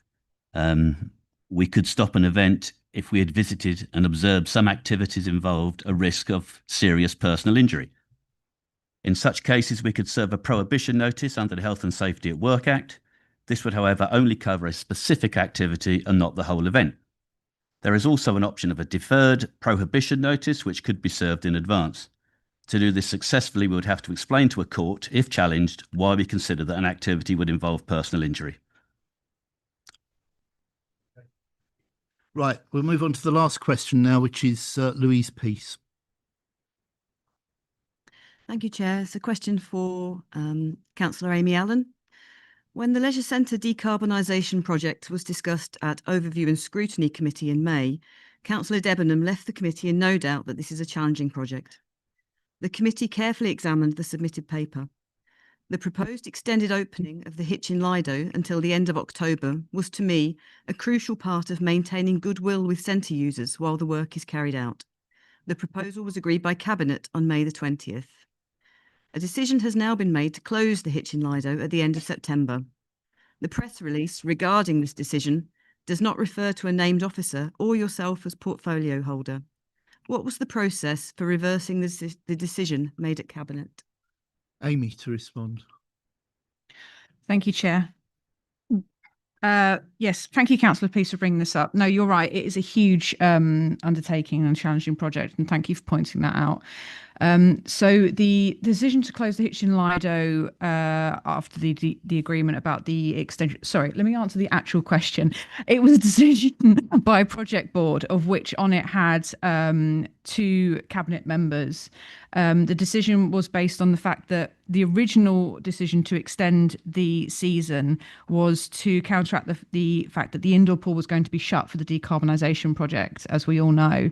Unfortunately, we had a few things pop up which meant that the work on the area of the indoor pool for the decarbonisation project has been delayed. And so with that in mind, we felt that having both the Lido and the indoor pool open at the same time was somewhat counterproductive, especially considering the cost it takes to actually be running the pool during October, £16,000, by the way. So we felt that it was actually quite reasonable to not extend the already extended season for the Lido because the indoor pool was open. Happy to take any other questions. Well, I just wanted to make the general point that outdoor swimming is fantastic for our physical and mental health, as we all know. And we're really fortunate that we've got 2 outstanding facilities here in North Herts to do that. And it's such a shame to see them closed for large parts of the year. And given all the disruption that will come at Hitchin Swimming Centre, it's a shame that there wasn't any consultation with the swimming community in Hitchin, Letchworth and the surrounding villages before that decision was made. But my supplementary question, which follows on from Councillor Allen's answer, is at that ONS meeting in May that I mentioned earlier, we were informed that the current estimated one-off loss of revenue for the closures across all 3 sites is approximately £900,000. This is a cost which the council will have to bear as per the requirements of the Leisure and Active Communities contract. Given that the Hitchin Lido will now not be heated in October and no staffing will be required, will that £16,000 loss of revenue be reviewed? Can we have that money back? I will have to talk to Sarah Kingsley and others about it, and then I can get back to you with an actually properly substantive answer. Thank you very much. Thanks, Amy. That brings questioning to an end, and that brings this meeting to an end. If your bins get blown down the end of the street tomorrow, you can blame Amy, but it's a different Amy.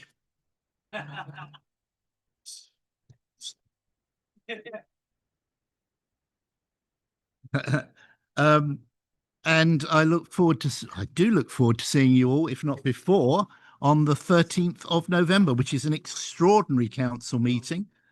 So there won't be any questions or motions.